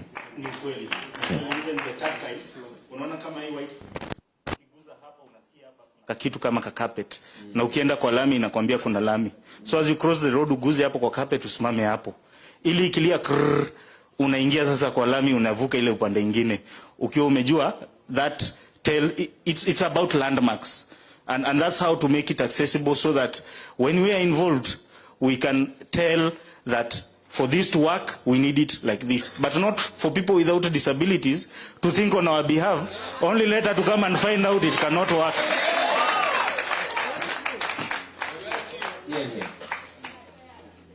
So thank you very much Mheshimiwa Rais kwa kunipatia fursa ya kuchangia katika timu yako ya economy. Nitafanya kazi kwa bidii kwa niaba ya walemavu wote nchini. Makofi, makofi. Si anaweza? Sasa yeye ni mpofu ama ni kipofu? Your Excellency, tunakuwa tukijoke hapa, tunaitana hii mambo ya kivi, kiwete, viwete. Hiyo inakuwa hivyo, lakini mtu mwingine asijaribu. Ama namna gani? So, time is really going, si ndio? Na mashughuli ni mengi lakini tunaendelea vizuri. Sonko, kuja hapa tafadhali, dakika kidogo tafadhali, wewe ni chairman. Alafu Jackie, the parent representative wako, kiongozi wa wazazi, Jackie, be ready. Alafu Alice, msichana wetu Alice huyo wa cooperative student. Alafu mpofu number 1, Ugambi mkiwa na Kanywa, you'll do it jointly. You are the last group around arts. Alafu tutajua baada hiyo program tutaenda namna gani. Tumeelewana vizuri? Masi Chelagat, be on standby. So mpofu number 1 mkiwa na Kanywa, mzungumzane mambo ya arts, how you'll present a joint presentation because of time. Lakini Deputy President ako hapa anaendelea kusikiza. Tunafurahia. Tumeshawahi kuwa na kiongozi anasikiza hii masaa yote. Your Excellency, tunataka ukae mpaka kesho jioni. Ama namna gani? Haya, Sonko, you have the floor.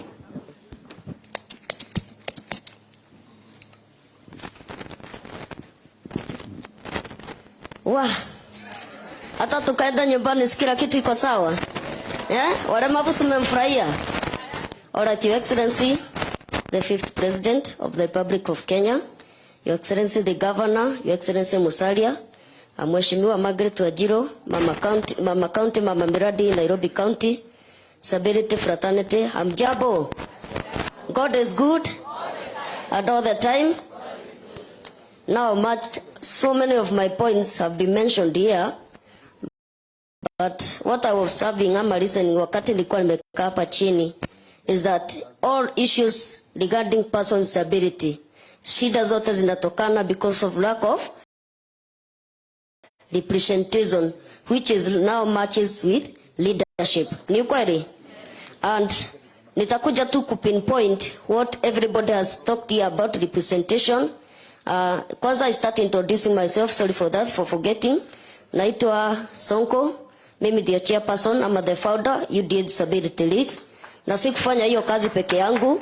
I had several leaders who assisted me, led by my brother Abdi Abdire, Miriam Opondo, beautiful lady Bridget Songok. With the help of Mheshimiwa Maura and David Sankok, we were able to form that league. Na tumetembea every corner of this country, Your Excellency, creating awareness to the person with disability. Sababu UDA is a new party. You don't just go and telling people, oh, join UDA without telling them this party means well. Kwa sababu they saw everything that happened in Jubilee. Kumbuka we na yule mwingine mlikatuambia tuwasaidia, tuweke kwa kiti. But inwards tumeona vile kitu imefanya. Our leaders who are there, who are representing us, wamekuja wakakuliwa kama fuko vile huko unakuja inakulia. Mwingine alikuliwa hadharani tukiona hivyo. So singetaka walemavu wa make any brother like that. So I had to go around nikiwaambia, it's not only our leader who have suffered, even His Excellency the Deputy President ambaye amesimama na sekta ya walemavu, tunafaa kuwa tunamsaidia. And I must tell you, Your Excellency, you are very lucky. Working with these two lions, I normally call to the lions of disability, the two major leaders in the sector of disability wako saidi yako. So Virato Sankoko alikuambia 2 million already ziko kwa mfuko, weka kwa mfuko hiyo. Hiyo ingine tutaenda kuchukua. Aya, on the matters of leadership, we are starting with the CS, Your Excellency. You can bear with me ever since independent. Hata before, wakati yule mzee Jomo Kenyatta founding father, we have never had a CS being of disability. Tuko on only one PS, Joseph Mkobe, the PS of Kacha. And I must say that ile kitu nimefanya na Joseph Mkobe, and my people can bear with me. Tuko kwa ile sekta ya usanii. Several times tumepeleka proposal to the ministry requesting for funds ndio tuweze kwenda kuattend hiyo Jumuiya Afrika Mashariki Festival. And sometimes tunaambiwa hakuna pesa, but we always come up with an idea, suppose we involve Josephta. And the moment we involve her, pesa inatoka. This clearly is showing that if we can have more representative in those big offices, as CS, because I know the CS have a working channel. Maybe nimepeleka proposal in the Ministry of Devolution, Sankoka Koleba, na nitamwamsemest nimedrop proposal. He will be able to communicate with the CS of Remba there. Amwambia mtu wangu amedrop proposal. So yenda fanya nini? Ama niaje walemavu? Si ni kweli? On the issue of PS, we would like to see us. Tulikuwa na mmoja. Vile tu unatupatia hata kama ni CS mmoja, ongeza PS wawili. Tukiteremka hapo kwa CS, ongeza watatu. Mimi sitaitisha 15 kama my sister. Kwa sababu najua, sio sisi tu peke yetu. We have our co-principal who are here, kina Musalia na wale wengine, they also still be in the government. But, if you know tunaenda tukiteremka, unaenda ukiongezea. And then tufike hapa kwa counties. The reason as to unaona tunasema ya kwamba should have CECs of persons living disability. Maybe ukienda kwa hao watu watakuuliza kwa nini unatetea walemavu hivi? Unataka wakuwe kwa hizo viti za county. One, nataka unjione kwa ile situation, Your Excellency. We have 2 nominated MCAs of persons with disability in this, let me say Nairobi County. And then Sankanja, of course, atashinda. Ako na MCAs wawili wa disability na ako na CEC. We ever had any complaint on the proud. Kwa sababu walemavu tunapendana. Despite that we come from different categories, we have our working channel. Hata before kuja already tulishakutana, we have already discussed what, na tunajua ile kitu tunajua. So you can see that government having 2 nominated MCAs of persons with disability and then a CEC of persons with disability. You can see how things will flow well. Because they know the pain that we are going through huko kwa ground.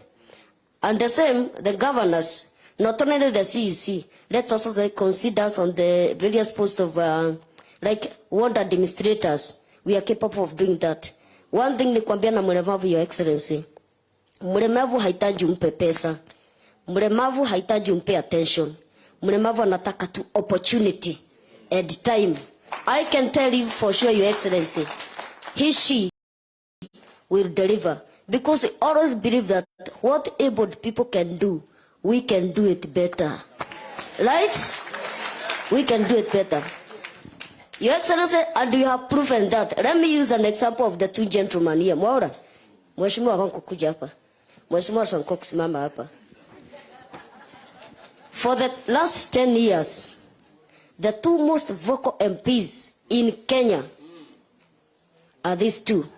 Despite us to how tuko na kina Mheshimiwa Nduale na wale wengine, without them hakuna inge kwa parliament. Kwa sababu siku moja nilitembelea, tulimtembelea na Abdi na Bridget, and so akatwambia twendeni huko parliament mkasalimie. And so ilikuwa masaa ya lunch, tulikuwa tunaenda hivi tunapata MP, unajua anakaa like a school, mnakaa vile mnajuana. And so he found some MPs from I think hiyo area ya Bomet, sikuelewa ni wapi. Akawauliza, "Oi nyinyi, kwa nini mnakaa pamoja? I told you, msio mnakaa pamoja." So akainua karacha akaongelesha chini, they all ran away. And later they came back. By the kamuuliza Mheshimiwa, by the way, are you there tomorrow? Akauliza kwa nini? There is a motion that we want to pass, na haiwezi pass bila wewe. Hapo ndo nikanjua. So we have gone amongst us. Your Excellency, they are working with you. What else are you waiting? Ambassadors hatujaipata. They are here. Tunataka waondoke political arena so that myself, Abdi, Miriam na Bridget, we can also take over. They have meant us very well, and that's why unaona, being despite my height, nilimobilize hao walemavu wote, and this is just an example. Hata huyu alishinda, sinaona ni short stature, despite ako kwa wheelchair. Charity begins at home. Akuva vile ningeenda kuambia wengine mshinde, na bila kwanza hata kupata hata mmoja, na Kipkemei hapa Daniel alikuwa na batu huko race course. So that's why, Your Excellency, we are requesting, it's good that we have your representative and inclusivity in all those posts. And I can tell you, a time like this, nataka tukue na mkutano kama hii. Not here, not in Karen, but in State House. I believe in God. Ulisimama na sisi, ulisimama na Kenya. When they brought that monster BBI, wewe ulisema, I'm going for the truth side, not the right side. Ukasimama na sisi walemavu.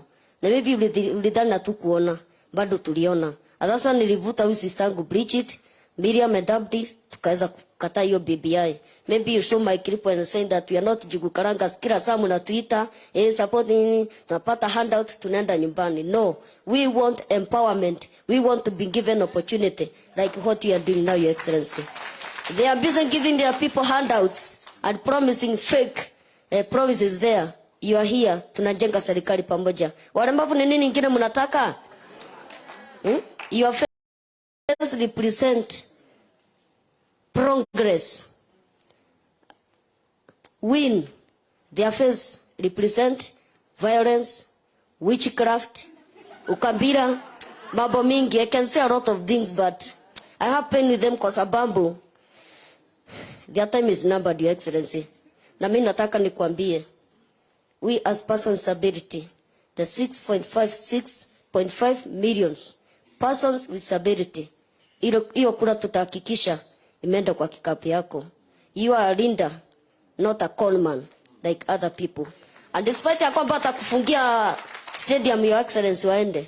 If you kama kuna jeshi hapa mzuri naweza kukusaidia, kwa hiyo ita walemavu. Hao ni watafu sana hata kuliko ile KDF. Unaona sasa nimetaja Sankoko ameanza kushika kasi vita mheshimiwa. Therefore, it's my humble submissions, Your Excellency, hata kama nimeenda sana, you at least will see to that. And the last thing nimekubuka, just what like mheshimiwa ndugu yangu Abdi alikuwa amesema, tumekuwa tukitembea sana huko attending your rallies, na kazi tumeifanya umeiona. Now we would request now to work with you kwa hizo campaigns. Now tunahitaji gari ya campaign. Ndio sasa wale watu wanjue, hawajui. They know very little. They think they know, but they don't know. What they know is very little. Additionally, ukambira na witchcraft. As simple as that. Thank you, sir.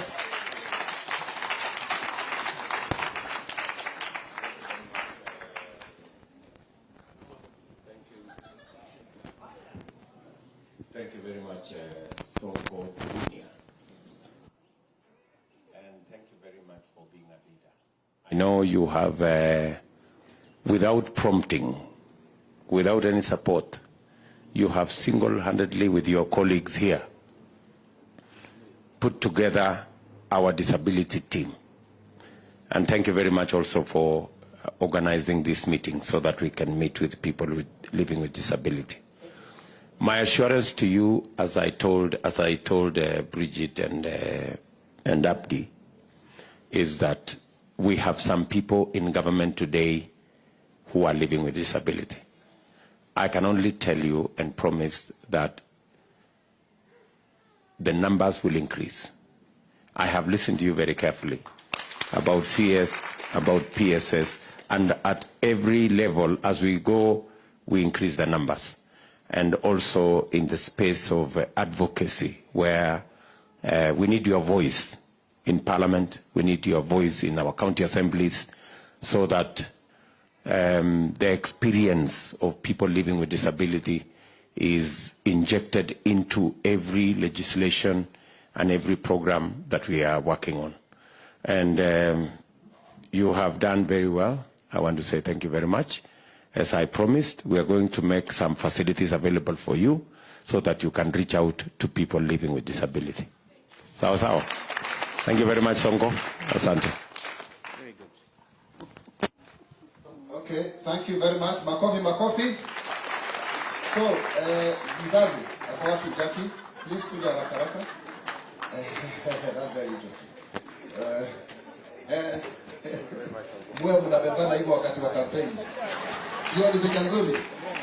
Mlemavu hata niseme mali nyingine hapa. So, now, present on behalf of all the women, single mothers who've taken care of us. Sisi walemavu ni watoto wa mama zetu. We are our mothers' children. Sindio? Thank you.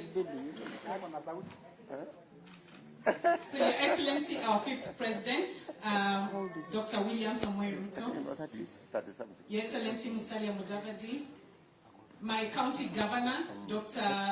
Alfred Mutua, Asante kwa kuja, all honorable people present, the distinguished disability community, and my fellow caregivers, all protocols observed. Hamjambo. So I want to acknowledge before I start the presence of two young ladies, two young autistic ladies, Sarah and Karen. Would you please stand up?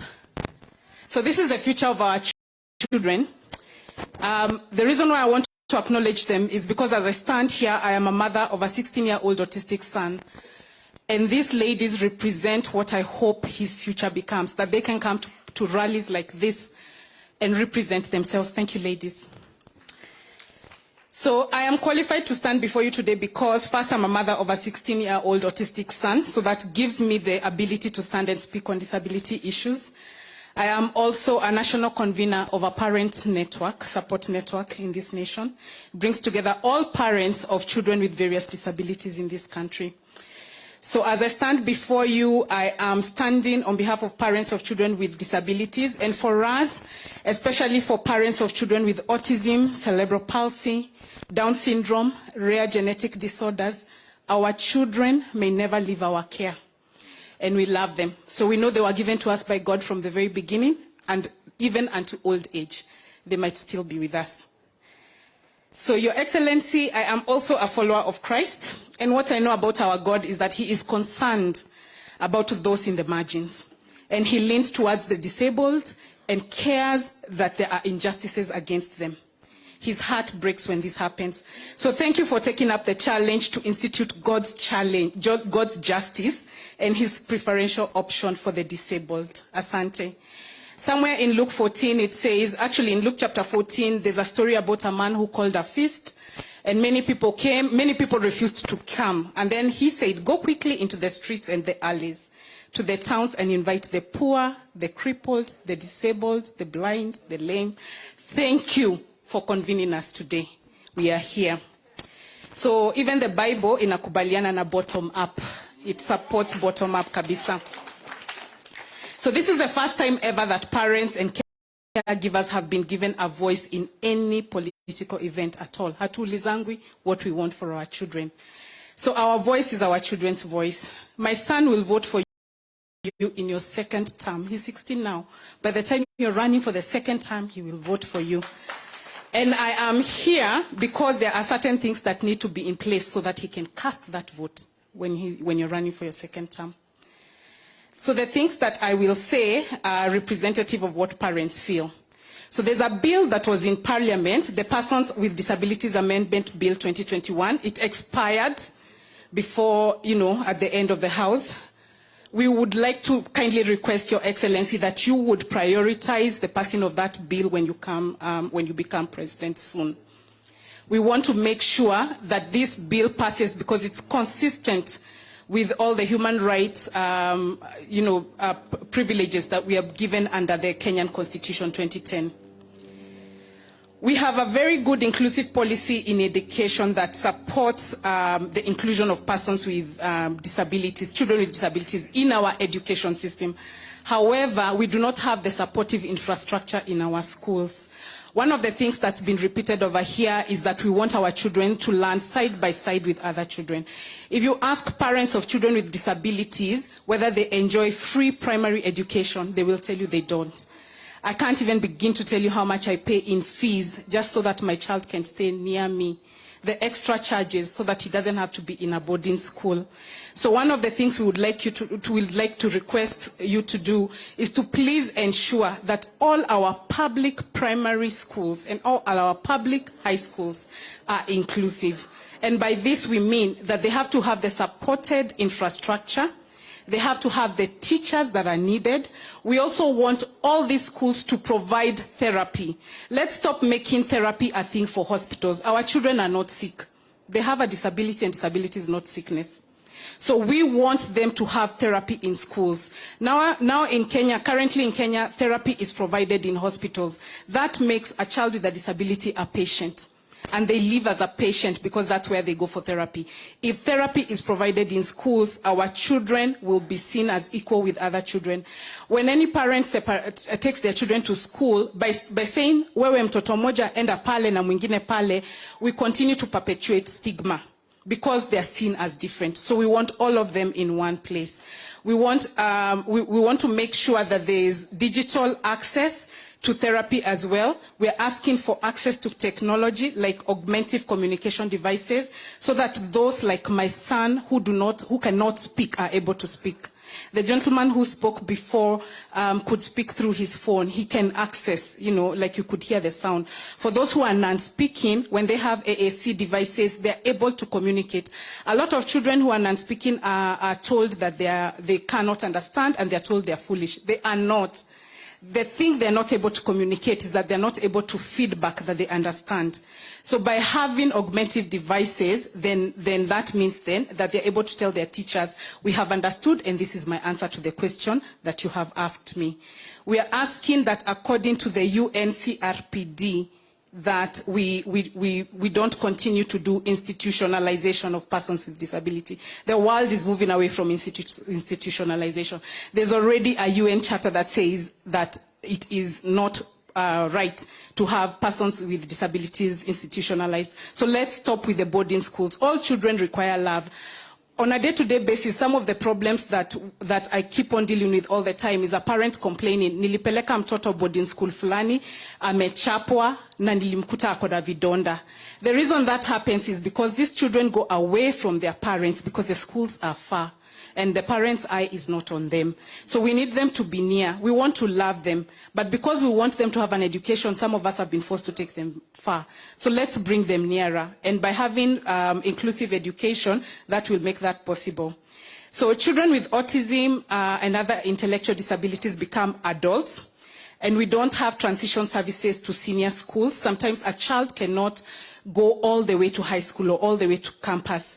And so we need transition services so that there's life preparedness and job preparedness in between. There's also the aspect of employment that was mentioned. So employers are still not meeting the 5% for employing persons with disability. We actually want to ask that employers have 10% employees with disability. And a good way to actually even make this enforceable is you tax them. Tax them if they do not include people with disabilities.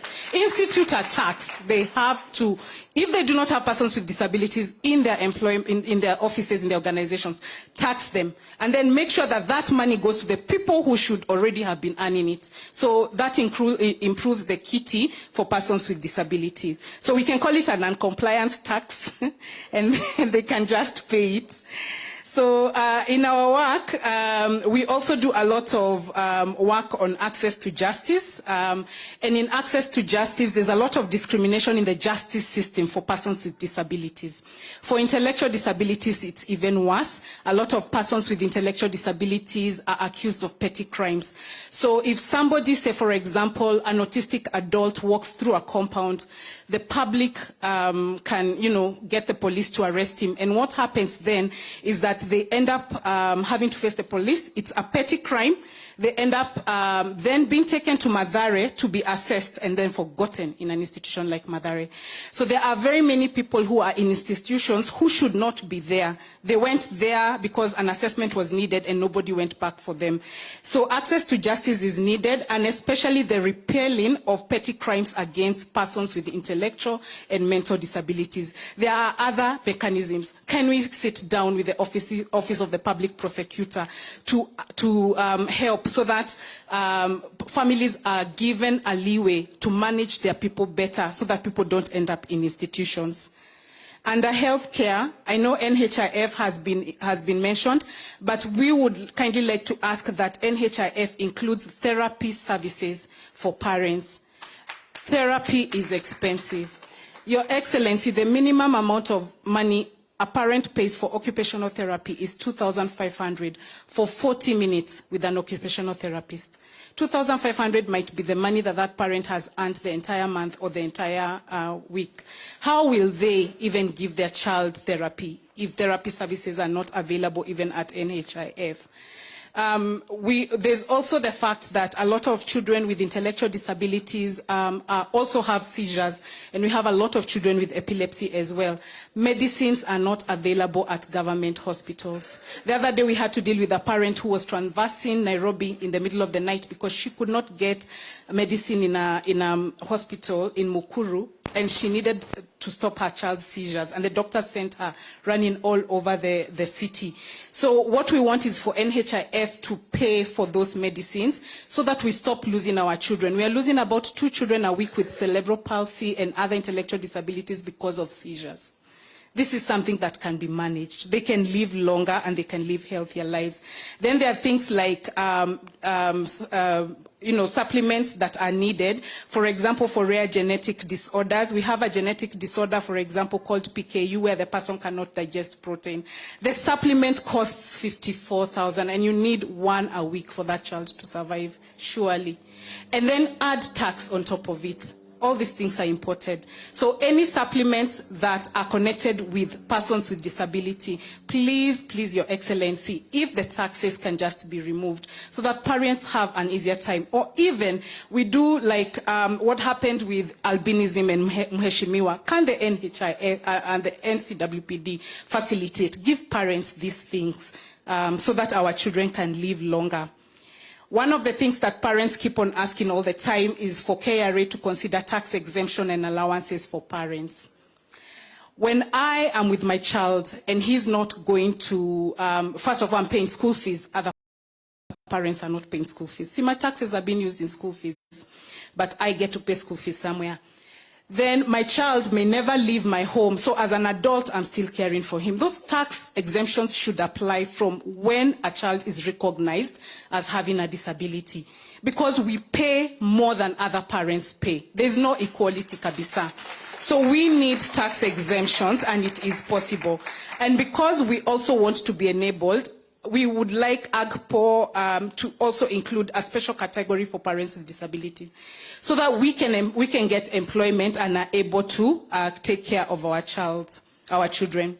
Your Excellency, children with disabilities, because children with disabilities become adults with disabilities, and many of us will remain champions of persons with disabilities throughout our lives. Listening to us is also listening to our children. And one of the things that I want to say to parents everywhere, nobody ever chooses to have a child with disability, nobody. And then at the same time, nobody ever knows, even as an adult or growing up, whether they will have a disability.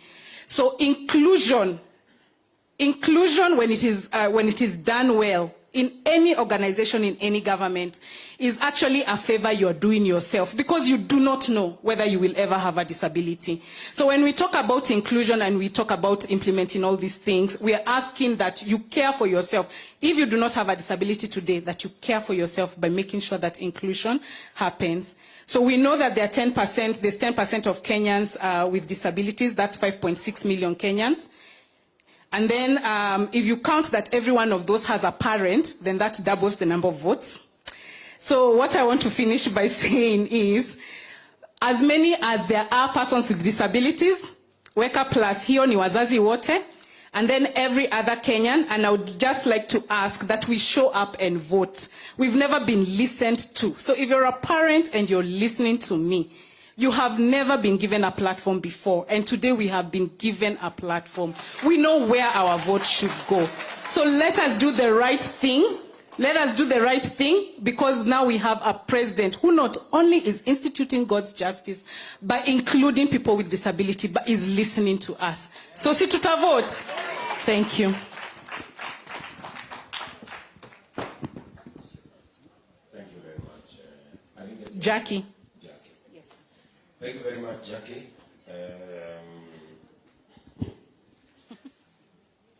I think listening to you is very difficult. It's very difficult. Because what you're saying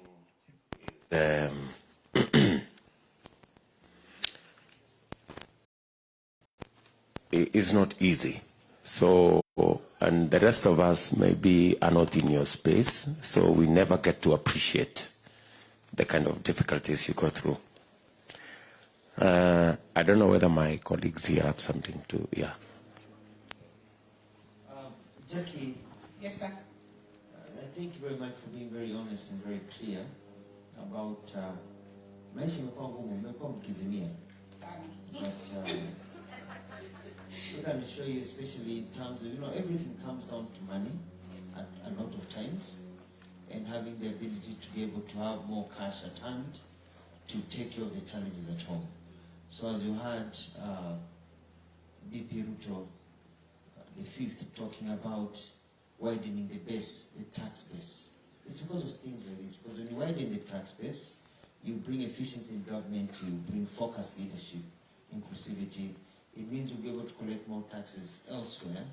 Then now the government can afford to waive taxes and reduce taxes for families like yourselves. It is just it's a godly thing to do.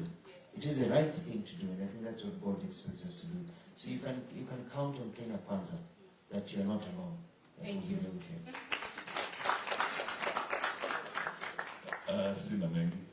But as you were speaking, I just thought, let me Google a little bit about important people who have had or diagnosed with altruism, and it just comes out that Einstein, Albert Einstein, Isaac Newton, Cavendish, and there are so many other important, prominent names. They even say Bill Gates may have a bit of it. Now, if that is what is driving us, science is driving us, and here are these people, that means you've made a major point. Thank you. Your Excellency, these men are able to become who they are because they had early intervention. And early intervention starts from the age of 2. Some disabilities like Down syndrome and cerebral palsy, you know at birth. Autism from age 2, a child is developing okay, and then at age 2, there's an issue. So one of the things also that I should add is that we actually need diagnosis to happen from the village level. We do not have clear diagnosis mechanisms. We have 3 developmental pediatricians in this nation, surely. 3. So if we have 3 developmental pediatricians, it means even in Northeastern, people are coming to Nairobi for a diagnosis. It delays things. When will I get fair to come to Nairobi to get my child diagnosed? The other thing is then you will have in between that people who should not be diagnosing because a parent needs a solution. So besides the doctors, there's a shortage of therapists, occupational therapists, speech therapists, whatever, behavior therapists, things that we need so that our children can become the Einsteins. They are able to. The difference is the diagnosis early and early intervention. That's the only difference that we need. Well, as I said, you've said very many things that need to be done. And one, I want to undertake that the persons living with the Disability Amendment Bill, by whatever means, should form our 100-day deliverable. And hopefully, we can enrich that bill to take on board some of the things you've mentioned. You have reinforced inclusive education, that we do not have to stigmatize these children by taking them to special schools. You have said also therapy should be available in schools instead of in hospitals, because then it creates the impression that these children are patients when they are actually not. They simply have a disability and they need to be taken care of. You have also told us about the costs involved on many of these, especially the mental disability-related issues, and what we need to make sure that they have. And you have suggested that therapy should be made part of what is accessible through NHIF, and supplements and all the other issues should be tax exempt, and there must be a mechanism, because the numbers are not that big. The mechanism, even through that, NHIF can also support parents and with children that require supplements. And do you have any statistics, Jackie, on numbers? So one of the biggest opportunities that we missed, Your Excellency, is during the last census. And it makes us really sad that these people, the census officers, came into our homes and did not take data of number of children and adults with disabilities in our homes. There was such a big opportunity to even distinguish the disabilities, because most parents know what's up with their children. So we missed an opportunity, and we know that the government only funds what it can count. So we have an opportunity with your government to maybe again begin to count. The National Council does not have accurate data. The government does not have accurate data, but we see those children every single day, and they're everywhere. All you have to do is, if you keep your eyes open, nowadays they say 1 in every 5 children will have autism. All you have to do is walk in the street and you'll see a child who is having sensory difficulties, cannot cope. In fact, my admiration for Karen and Sarah is because they're autistic and they have born with the noise and they have stuck with us throughout. That's what we want. We want them to have intervention so that they can be included. So we don't have the data. The data is missing in Kenya. Okay, so we have to do something with the data. Yes. So that, okay, I think we will need quite a bit of what you have said. I did not manage to capture much. I have the notes. Happy to share. Yes. I was overwhelmed by what you were saying. So I'm sure we will get another opportunity with you. Yes, please. So that we can walk through the issues and see what we can reduce into our 100-day, our medium term, and our long term. Thank you. Thank you very much. Makofi. And maybe just to say it, this is not about any vote. This is a matter of real, genuine concern. Yeah, I think it goes beyond. It goes beyond the situation we are in. I mean, the people living with disability deserve a hearing, whether there is an election or not. And I think I just needed to put that clear. Asante sana, Jackie. Makofi.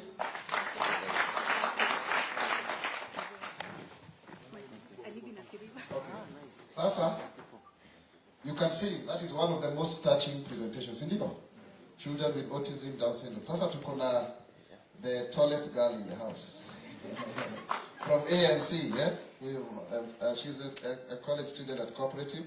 I knew her when she was at Odhiambo Girls High School. Very articulate.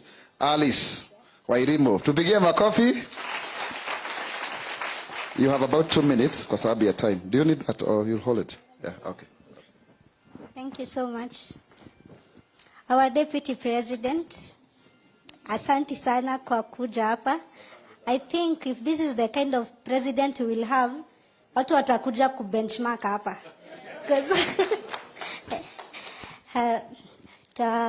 Baba wangu wa siasa, His Excellency Bazu mwenyewe Musalia Mudavadi, Honorable Mutua, and all the protocol observed.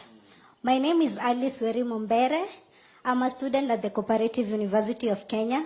I know so many people ask me, kwani walemavu husoma? Walemavu husoma. I'm taking my second course, IT. I've done HR. Now I'm taking my second course near IT. So walemavu husoma. So I'm here to talk about the issues on students. But kuna kitu moja inanishangaza. The fifth, kwani tulikuwa na wewe? Because what I have here, it's what you just said.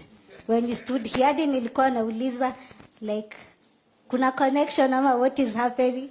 Because you just said exactly, hadi nikashanga, like, are you presenting on my behalf?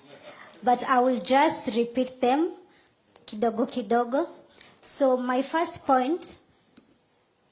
I'd be happy to present on your behalf. So my first point, when I was told I'm going to present, it was yesterday at around 10. So I just sat down and asked myself, I'm a student. Like, what have I seen? What has others gone through that I can come and present here today? And my first point was about the vocational skill certificate. You see some students get the vocational certificate, but it is unfortunate it is not recognized. You just get the certificate, you stay with it at home. You can't like seek for a job.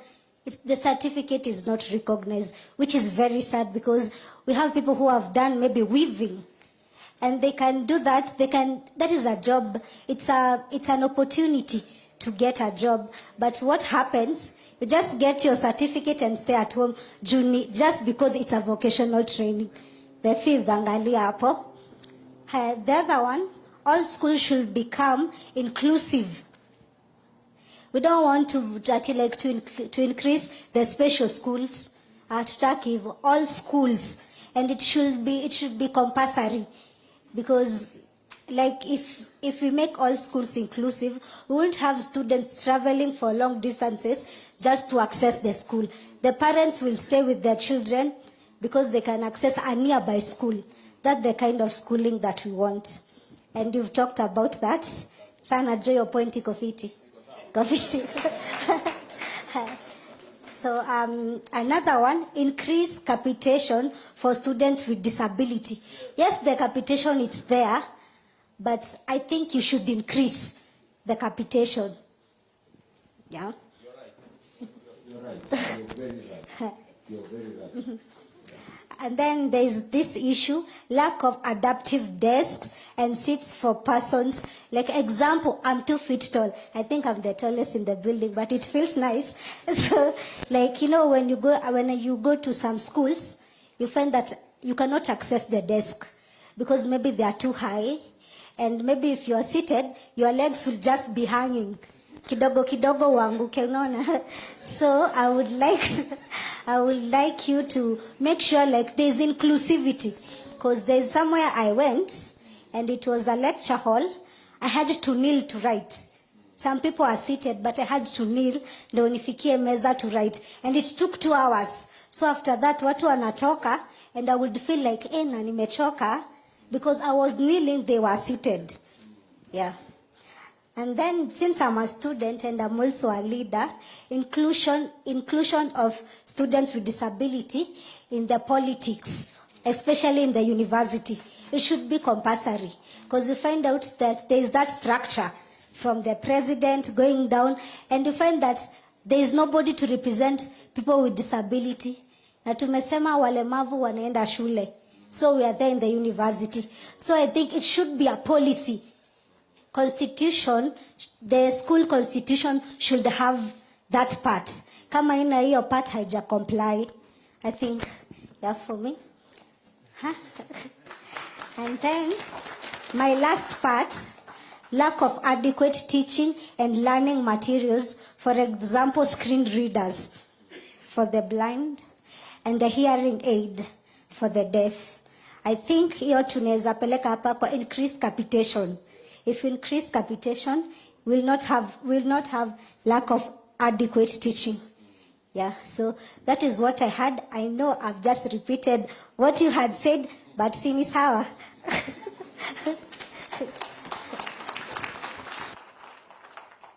Okay, so Alice, I know we've canvassed this issue. I don't know about vocational certificates. I thought we already passed the law to make sure that any examination carried out either by Kenya National Examination Council or institutions that are accredited by TVETA, they should be recognized. So I think if there is a disconnect, then we will repair that disconnect, because we created another limp that any institution that provides vocational training, so long as they are registered under the TVET Act, they should their certification should be recognized and their examination should be supervised by the institution that supervises TVET exams, which is not necessarily Kenya National Examination Council. So I hear you, and I will see why some of those institutions, and if they are not, then they should be accredited by TVETA so that they can be able to offer certificates that are recognized.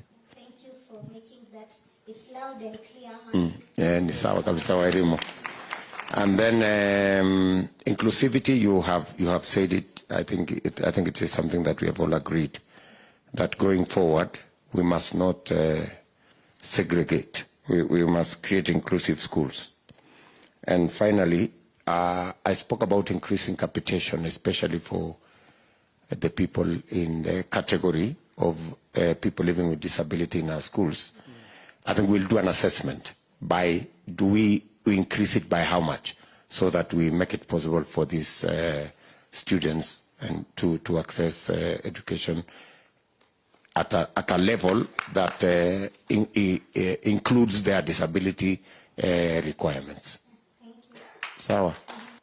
And thank you very much. Before I can go, there's this issue about transportation.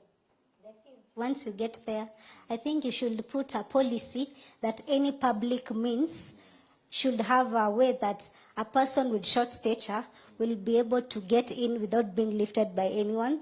We could have somebody on a wheelchair, like they could have like a space they can be pushed in, because I don't know if somebody will talk about that here, but it is an issue, Amaji. Si lazima tuiseme. It is an issue, and sometimes you imagine that you will travel by public means, unapata tu fever. Because for example, with my height, I have to be lifted in. And some people are not that, they are not that friendly, because mimi ni kiongozi jameni. Kubebo hivi na a random guy from here to, ni aibu. And you have to commute. Like I had to come here. So like you have to akuchukue akuweke chini, akuchukue akushukishe. So I had this instance, somebody alinichukua chini, akanihug hivi. Hakuniweka chini, and then he told the others that it's been long, kama sijabeba msichana mrembo like this for long. But for me, I was so offended, but there's nothing I could do. Nimeshabeba hapa juu. Until he puts me down, that's when I have my power. Mheshimiwa jameni, wasichana tunaumia. Tunaumia jameni. So if you could have a policy like that, manze utakuwa umetuokolea. Cause si fiti. Thank you so much. Okay, thank you very much. And thank you for your presentation. And you've put it so well. And you're very beautiful, by the way.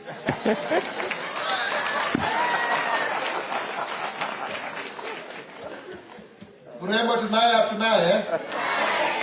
Sasa lazima tuulize ma-DVD alimtoa wapi akamweka akakuwa menta hapo karibu na gani.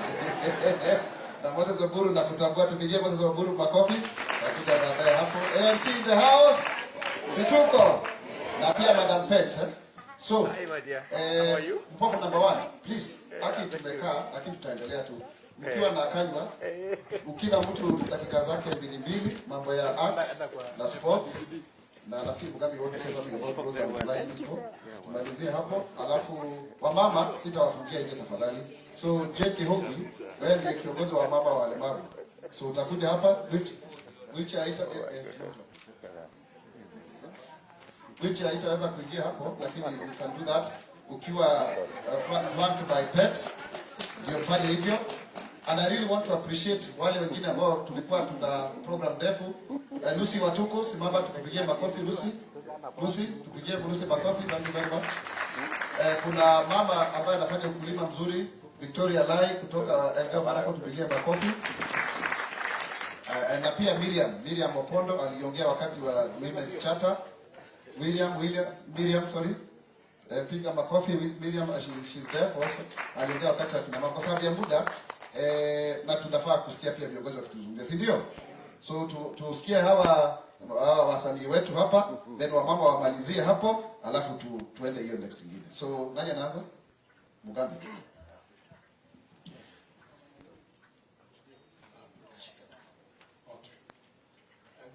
Good afternoon, everyone. Good afternoon, Mugambi. God's timing is the best. Your Excellency, the undisputed 5th President of Kenya, Dr. William Samoei Ruto, Honorable Musalia Mudavadi, the earthquake, Mr. Chap himself, Dr. Alfred Mutua. By the way, he visited me while in school in Australia, so he should be telling us more about accessibility. We share a lot in common. So, to begin with, I would like, first of all, to ask our 5th President to come near and touch this and tell us what it is.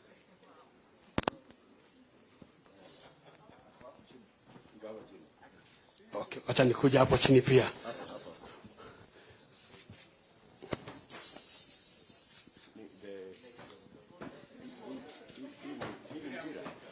Mpira gani? Tuelezeni gani?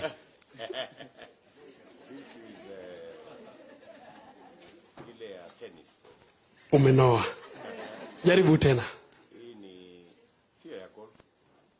bado umenoa. Jaribu tu mara ya mwisho. Allah hasha. Sasa, we call it blind cricket. Unaona kama kila odumbe. So even the blind can play blind cricket. I'm the only blind cricket player in East and Central Africa. After learning the game in Australia, where I was doing a master's in public policy. So when you talk about the bottom-up approach, I really understand it, and I conceptualize with the philosophy because I know it works. So be sure that you have a person who knows what you're talking about. In case you need a preacher, I'm here. Yes. So, I run a disability content platform called Disability Sausage Media. It's a YouTube channel where I educate the public matters about inclusion and reducing ableism, where I tell people they need to reduce ableism in order to include us in the society. Many a times we know, actually the truth is that people talk on our own behalf without us being there.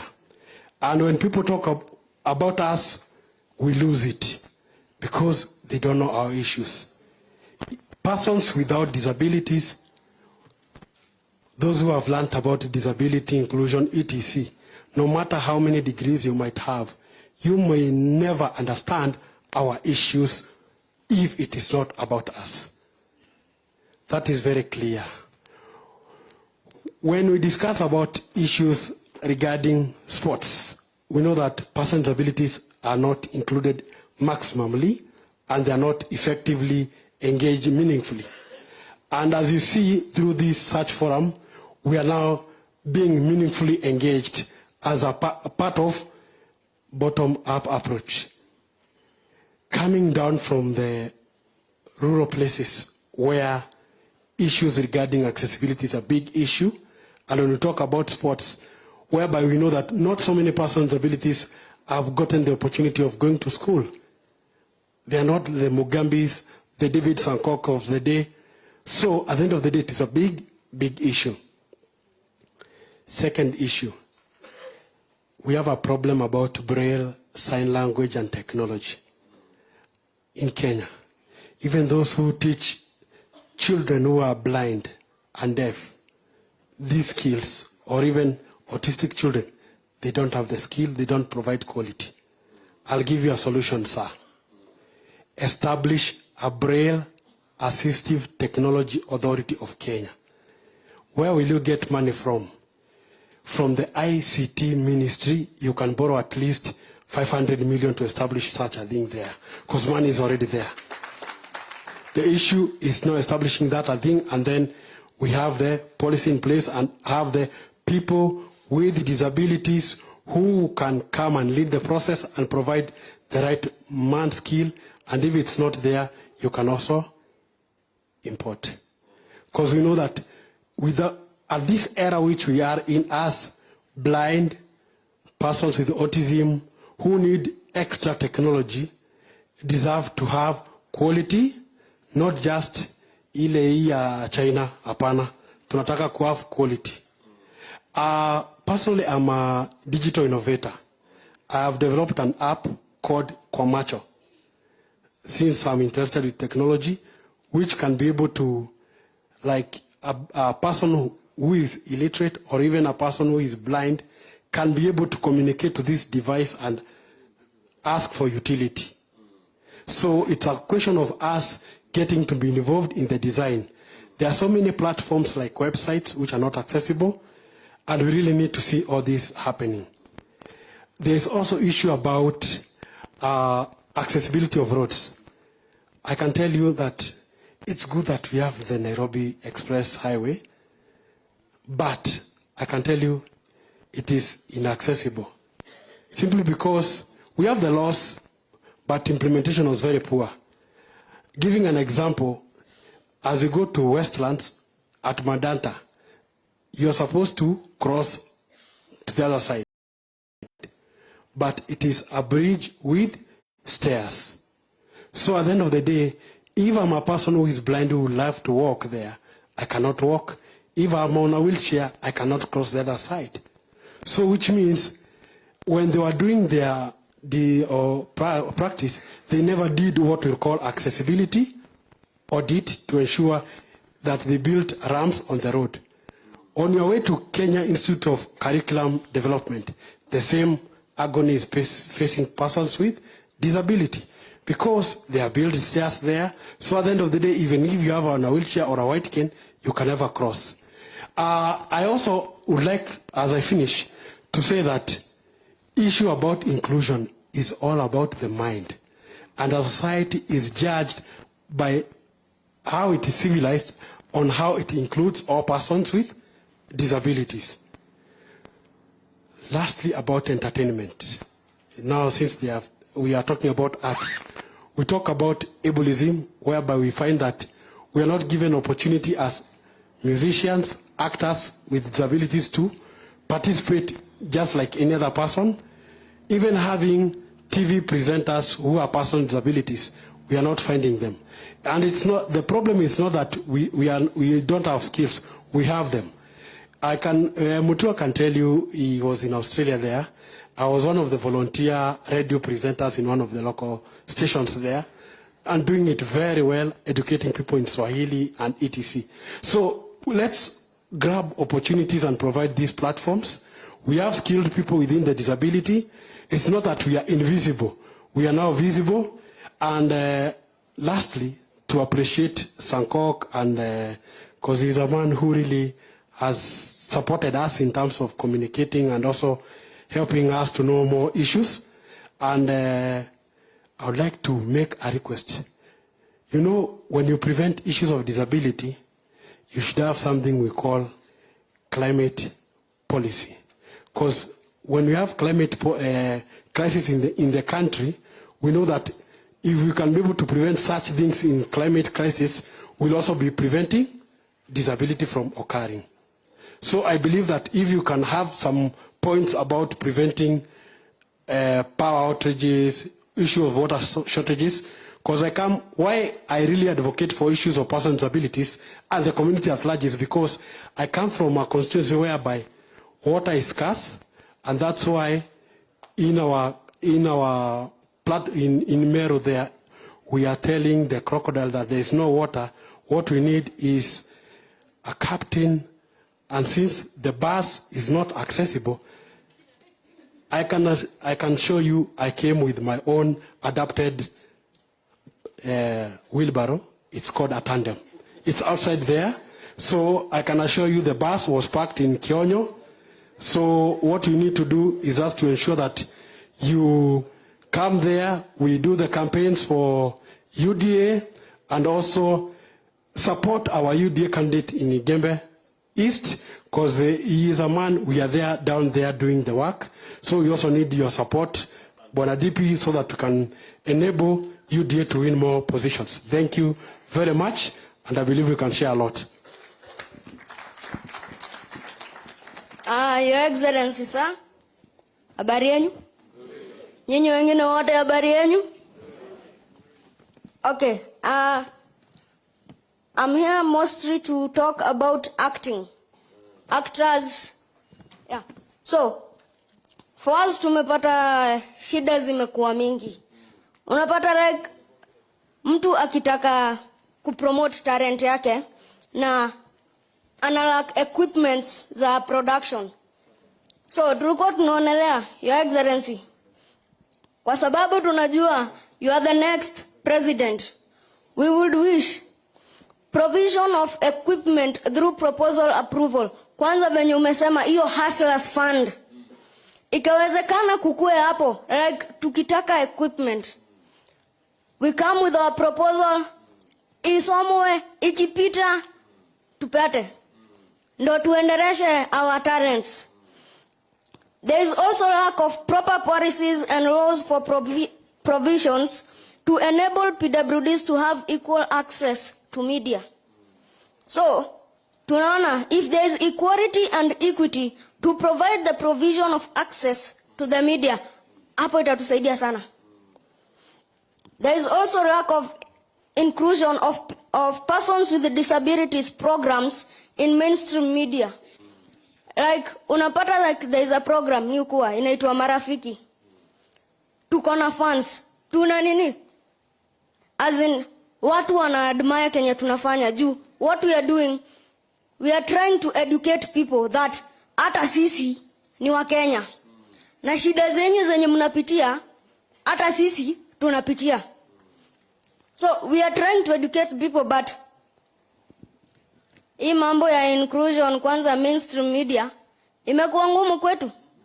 So hata hiyo channel yenye tuko, though it's an upcoming channel, but watu tumeona wana respond vizuri to our program.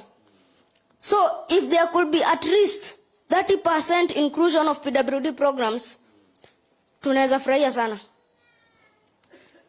There is also lack of employment in media industries for persons with disabilities. Tunaonelea hapo, if media stations, they should abide by the 5% employment for qualified persons with disabilities in different sections of media, like production, journalism, news anchors, editors, marketers. The only TV stations tumeona yenye iko imefanya hiyo ni Science TV. But mainstream media hakuna. And these other nini zingine, Your Excellency, hata mimi mwenyewe nashindwa venye the solutions to them. Like unapata when it comes to casting, you are overlooked because we are viewed as less desirable to a viewer. Wakituona huyu ni mtu wako na nini, huyu mtu hata watu viewers watu wamtamani. So you are overlooked. We are also engaged less because of the perceived cost implications of hiring helpers for us. We are viewed as objects of ridicule and may sometimes be treated as such in entertainment industry. Ati ukiona mtu mfupi, hawa tu ni comedy, au ukiwaeka hapo hata akuwe kama watchman, mtu akipita anaweza mgonga ngoto, ati juu amekataa apite. Hiyo ni joke. So wakikuweka hapo, waja kuweka hapo ati juu wewe ni actor na kuna kitu unaweza provide more. Wamekuweka hapo tu just as a joke.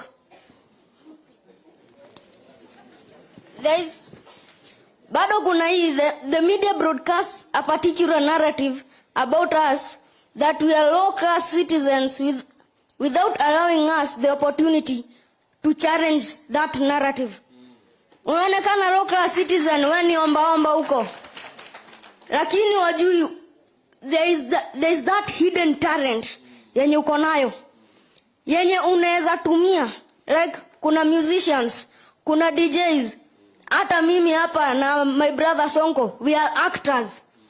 So unless they give us that opportunity to challenge the narrative they have placed on us, haitatusaidia. Na Mr. Senator, allow me to go off topic kidogo, but sisi tuko na issue tuko nayo as short stature. Kuna hizi stepping stool tunahitaji. Like if you see most of us here, miguu zetu zina hang. So kuna hiyo stepping stool inatusaidia. Unakanyanga ndio uweze kukaria kiti. Hiyo ukiwa nayo hata uko kwa basi, utaweka chini utakanyanga juu unapata like long distance travel. Tukasema like nitoke hapa hadi Kisumu. By the time nafika huko na kuambia miguu imehang, tena imefura. Inakuwa shida sasa, ukishashuka kutembea inakuwa shida. Lakini ukiwa na hiyo stepping stool, hapo unakayaka tu, unakanyanga, una relax. Ukifika huko miguu yako iko sawa. So Your Excellency, najua kuna like Ken Paul. Wanaweza pewa an example of that stool. Na wanaweza tengeneza mingi. With your help, I know, tutapata hizo stepping stools na zitatusaidia sana. Thank you. Very well put. Very well put. And kwanza nataka tukubaliane. Most of the items you have mentioned, especially in the entertainment industry, I think in the Disability Amendment Act, that a bill that we are proposing, it actually mandates media houses to give 5% of prime media time to people living with disability. So I think we will look at that space and see whether we can work with the media houses to see what is it that they can do to people of short stature and all the other people in the disability space. Thank you. Sawa. And then I think the last issue you have mentioned about Ken Poly, I think that's a simpler one. Again, I think we suffer the not knowing how many, not having a census of how many people we have with a short stature and therefore how we can support them. But again, I think it is something we can work with our team so that we can provide. I don't think they are very expensive devices. They are not. And government can actually provide those devices for people with short stature.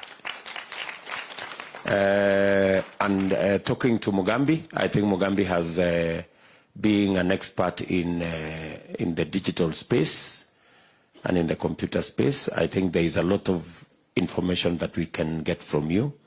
I would just request Paul to give us his contact so that we can reach out to him. There is a lot that he can speak to us about people living with disability and how we can use technology to leverage on providing for what they need to be able to live like everybody else and be able to go about their lives without so much hassle, if I can put it that way. Is that okay, Paul? Do you mind us contacting you and working with you on some other issues? No problem. I'm a public policy scholar. I'm ready and I'm ready. Wonderful, wonderful. Please, the members of our economic team, get Paul so that we can work with him on all the other issues they have raised. One moment. Thank you. Paul, it's good to see you again. It's been a while since Australia. And it's very interesting that you came with a cricket ball, that you're able to play cricket. Because I think inclusivity in sports, especially for PWDs, is critical. In Machakos, most of you know we have the Uhai Festival, which we started and which has been going on very, very well. So it's something that we'll be pushing all counties to run this because it's that part of inclusivity. And especially Kenya Kwanza is in good books because having trained in Australia, you know about the climate policy and the things you're talking about, to be able to fix them. And I didn't catch your name, Madam. Peter. So Peter, you know, I'm in the entertainment industry myself. You know, with Cobra Squad, Beba Beba, and all those things. And you've seen some of them. Especially direct Cobra Squad, the only action film in Kenya. Yes. It was. Hiyo kwanza nilifanya nitamani kuact. Very good. Na mambo bado. Bado. So I agree with you, and it's all about us now starting to develop scripts, and that issue of proposals is very important.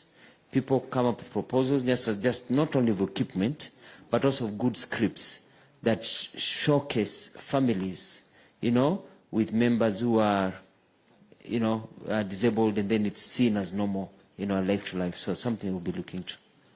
Good job, good spirit. Thank you. And thank you, Peter. And I'm also inviting you to watch our show Marafiki.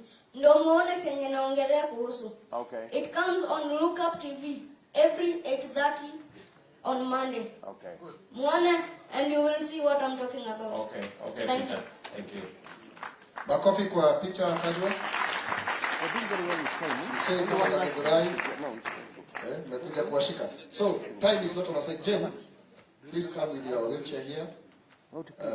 Uongee mambo ya mama, tumalizie hapo. I know. Jen Kihungi, karibia hapo. Umalizie hapo tu. Yeah, Smollett DJ. Mzungu DJ. Tukona.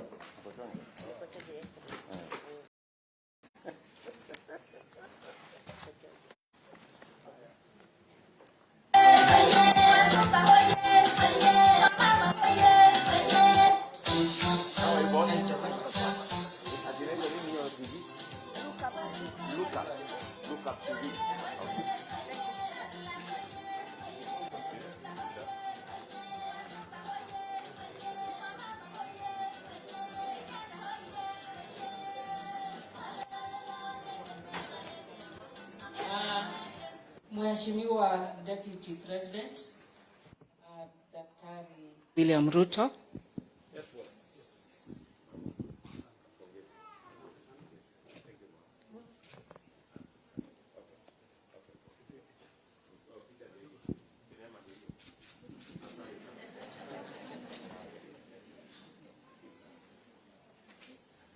Nigoja salamu kwanza.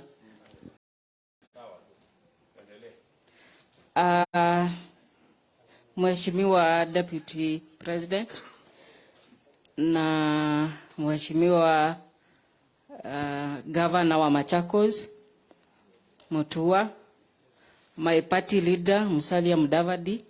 I'm a member of ANC and my name is Jane Kihungi.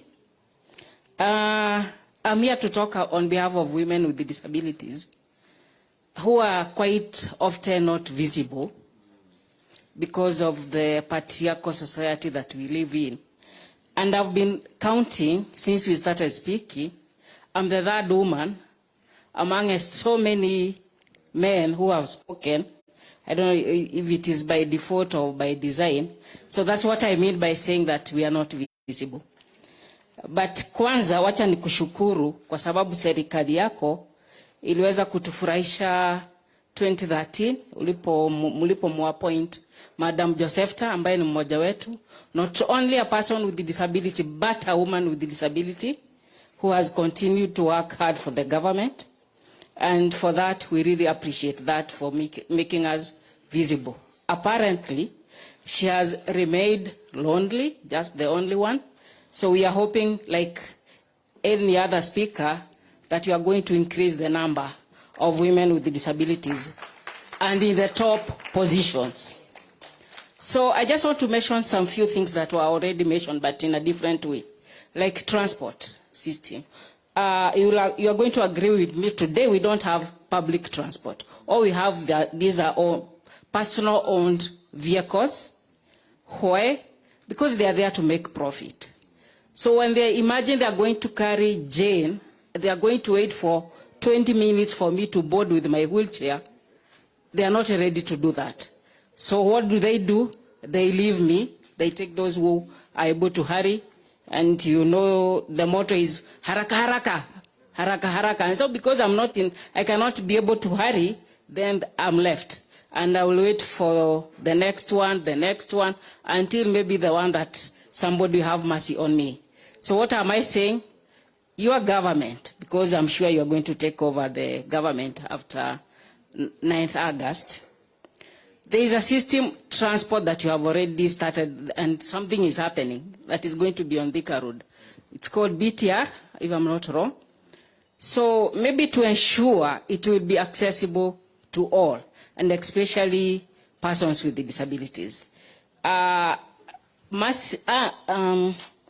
Alice gave you an example of what we go through. That is not only enough. You can imagine, I want to climb in those matatus that are so high, and somebody is going to assist. So when you tell them, please assist me to go up the matatu or the bus, they come, huku nyuma wanakushika, huku nyuma wanakuskuma ili upande. And at that point, your dignity is not guaranteed. You get home feeling so humiliated, but at the same time, they're only assisting you. So that really is not something pleasant. But if we are going to have public accessible transport, then it will work for us. Health, it was spoken too, but about reproductive health for women with disabilities. We talk about availability of medicine, doctors, nurses, then we forget the equipment and other facilities in the hospital. You go to a maternity or even to the hospital, the examination coaches are this high, even higher than this. So here I am on my wheelchair, and I want to go up for the doctor to examine me or even to give birth. So you know what you are told? Na kuacha hapo nikirudi nipate umepanda kwa kitanda. Kwa sababu hata ile ingine ukipata mimba ulipanda. And the bed is this high. So what am I going to do?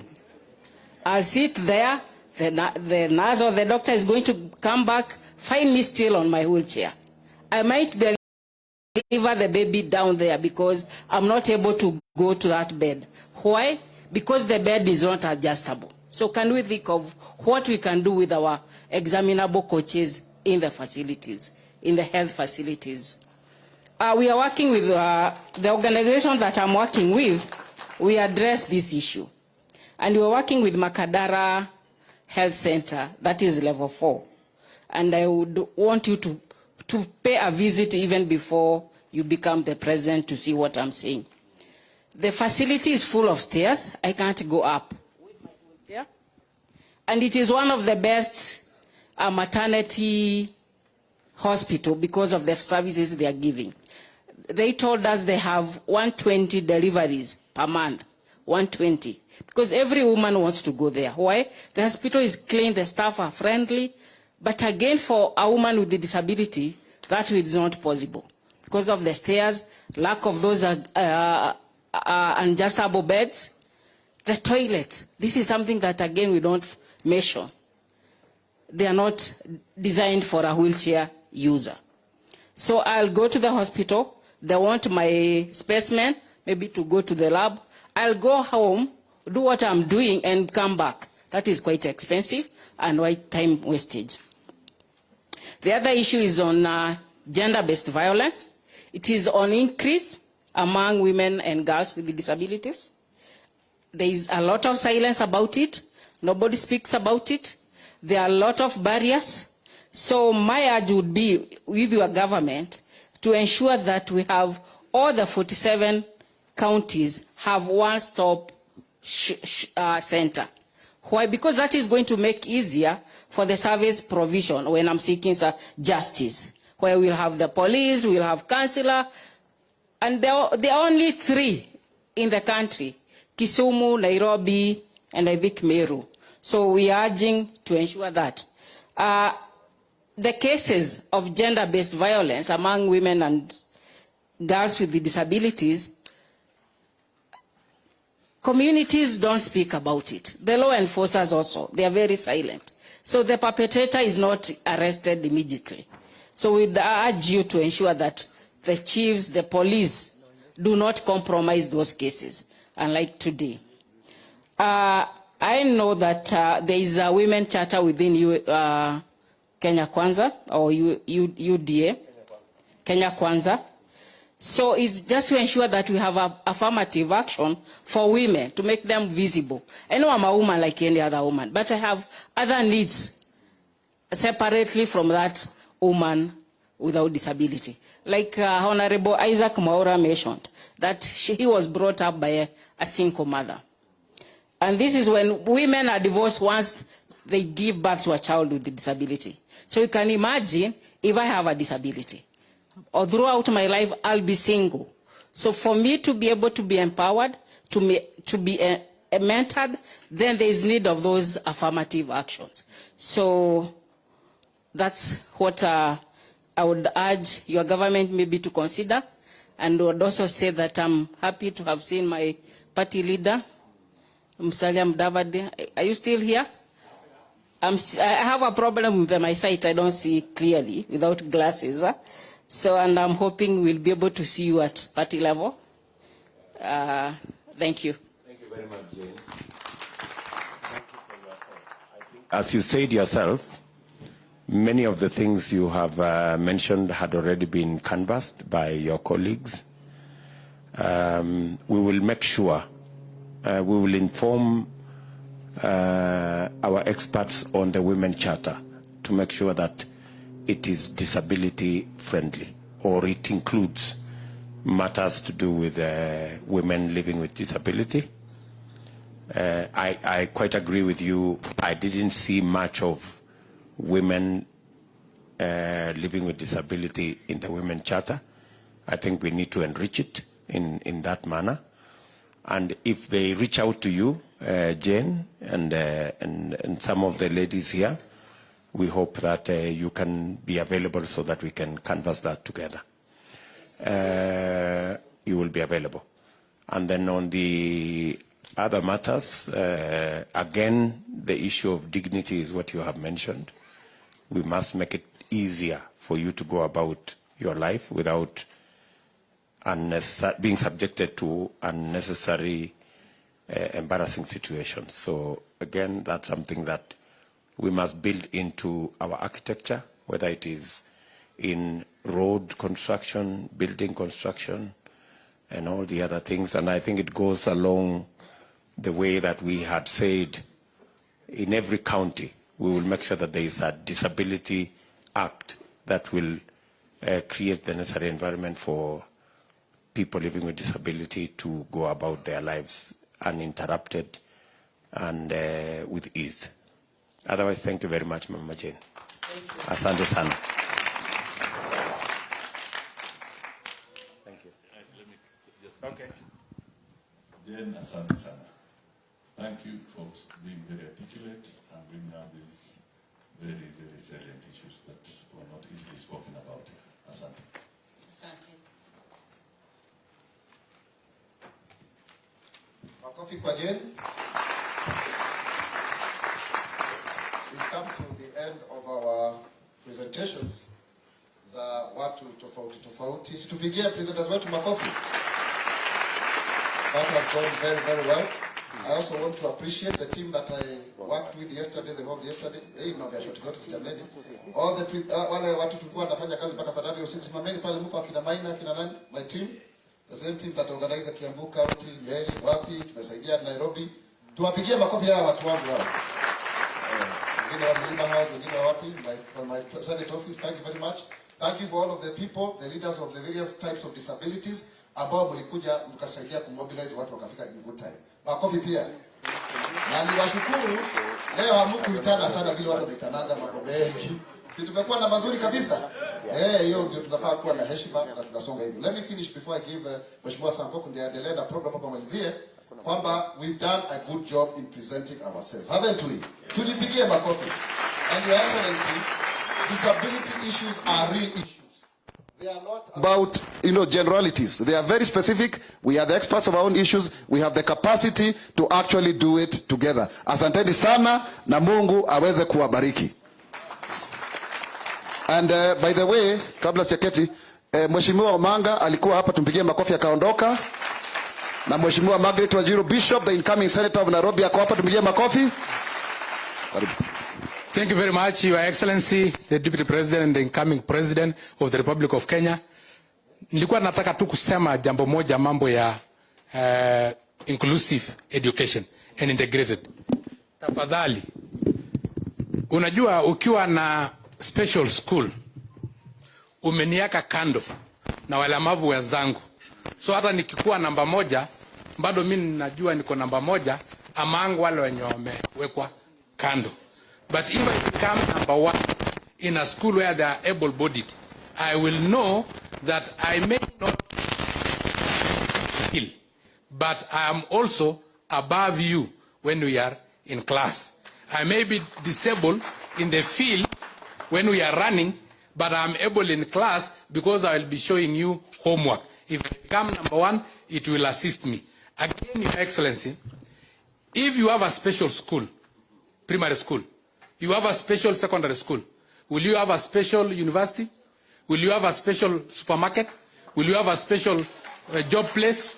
Will you have a special field to play? So we need to interact with the rest of us in the early stages so that we know how to complement each other. So with those few remarks, I want to welcome His Excellency, the Governor of Machakos, Dr. Alfred Mutua. Pigeni makofi ya kutosha. Makofi, makofi. Thank you. Karibu, karibu.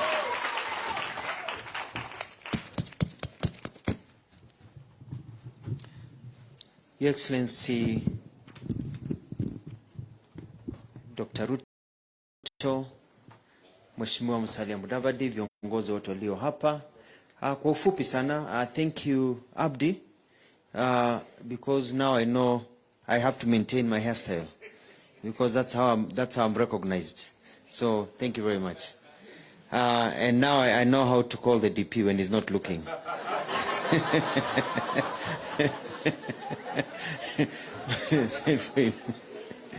Am I doing it right? Yeah. Just very quickly is to say that Kenya has been a country where life has been difficult for everybody, but more so for some of us who are not created or being fashioned or being living in a life whereby things are supposed to be quote unquote normal for the rest of humanity. So it's been very difficult. It's difficult for people who are not disabled. You can imagine for yourselves how difficult it is living with disability.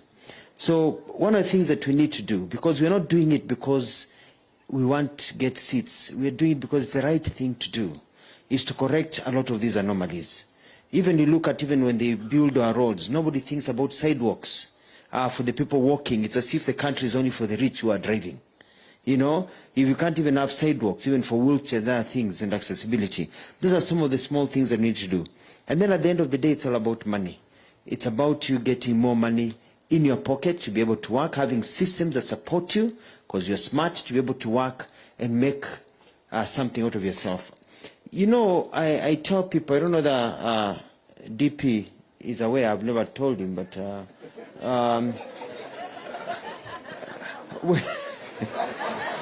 when DP and Musalia, you know, Musalia, DP, I dropped out of school when I was in Form 2 because we were poor. And when I dropped out of school, I couldn't continue. I did mjengo, a few other things. But then mzee wa kanisa paid for me. A mzee called Hezron Ithaka, up to Form 6. And he was disabled. You know, he was in the same condition as Bridget. But this disabled man paid for Mutua, and that is why I'm here today. It was not the abled ones who paid for my school fees. It was that person who knew the pain of poverty and suffering who has made me the person I am today. So I have a very special connection because I know that as we are called as human beings to hold each other's hands and move together, and that will make our great country together. So I'm urging, and let me ask tafadhali wa Kenya, you're a PWD, you're a parent of PWD, to see what Jackie said. You have a relative who is a PWD. You know that the right government that will be there for you is the one that listens to you. It will be the government of William Samoei Ruto and Kenya Kwanza. Asante. I want to welcome to say a few words and then welcome His Excellency. Thank you.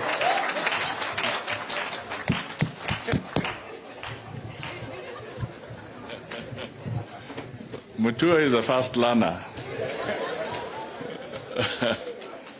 Asante sana. Thank you, ladies and gentlemen who are here.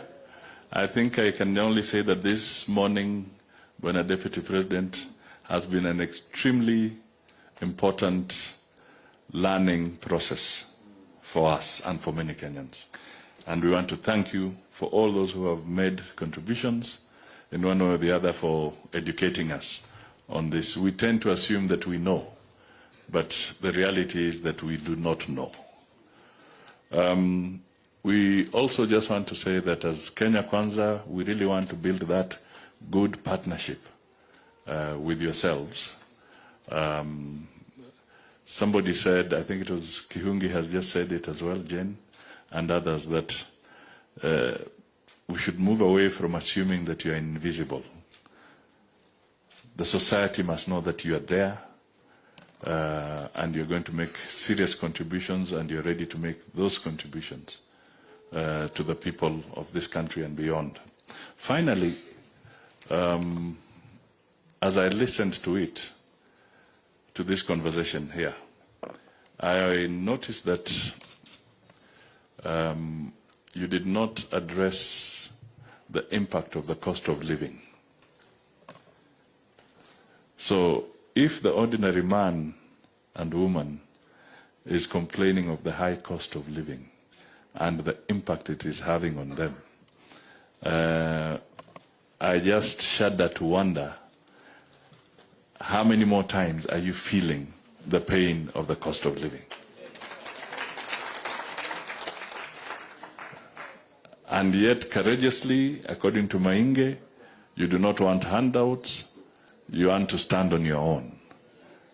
So let me thank you for your resilience and appreciate it and your courage that in the middle of this high cost of living, where the price of food is unbearable, where the cost of transport is now unbearable, where it has become difficult for you to feed your children, your homesteads, and to take care of your people, but you can still offer a smile and hope to the people of Kenya. I can only say thank you, and may God really touch you for these courageous moves that you're making. And we as Kenya Kwanza will walk with you hand in hand. Asante sana. May I now call on the Deputy President to come forward and conclude for us.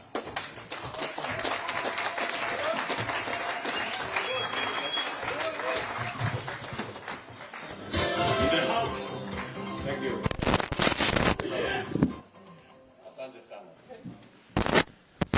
Wow.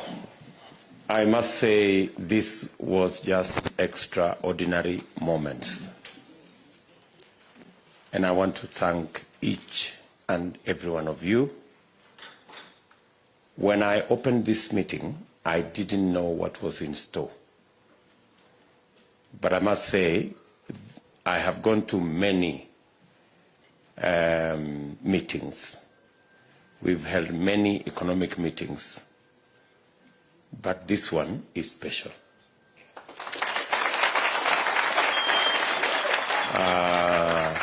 You people have changed my thinking. I live here a very different person. After sitting here for 4 hours to listen to you, you have changed my worldview on matters to do with people living with disability. I have worked many years with people living with disability, but I haven't sat down and listened the way I have had opportunity today to listen to your issues and what needs to be done. I can confirm to you that it's not going to be business as usual. Something is going to change on matters to do with people living with disability. When President Uhuru Kenyatta and I sat down to interview people, and we came across Josephta, I was really impressed about her and the way she was, and the fact that he had a master's degree, and she really wanted to move things, and she has never disappointed. So I have never regretted looking for Dr. Sankok. He can tell you that when we were looking for somebody to nominate, I called him, and he was I think he was in Nandi, and I told him, I need your ID, and this, and this, and this, and this, and even the money that was required for nomination, yeah, you will pay one day.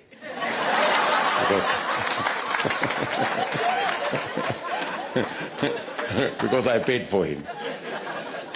And again, let me say, he has never disappointed. And slowly, I am coming to the conclusion of what you said here, that what an able-bodied person can do, a person with disability can do better. I think that was a statement from Sonko. So, good people, you have really enriched our thoughts. Ordinarily, I'm a very strong person, and I take a lot of bullets from all manner of places. But Jackie just broke me with what she said. And I want to say to Jackie, thank you very much you have really changed my worldview about people with children with autism and the whole of that space. And we will do something about it. We certainly will do something about it. So, and when the more you talked about parents and what they feel and what they go through, I remembered it took me back when a member of my family, when I was told that a member of my family had diabetes, I almost went into depression. And yet diabetes is nothing compared to the issues we are discussing here. So I know it touches very many people. Let me say that we've had a wonderful discussion, really, really wonderful discussion here today. It's been 4 hours of a great moment to discuss issues of people living with disability. And certainly it will go into your charter, and it will go into our policy, and it will go into our manifesto.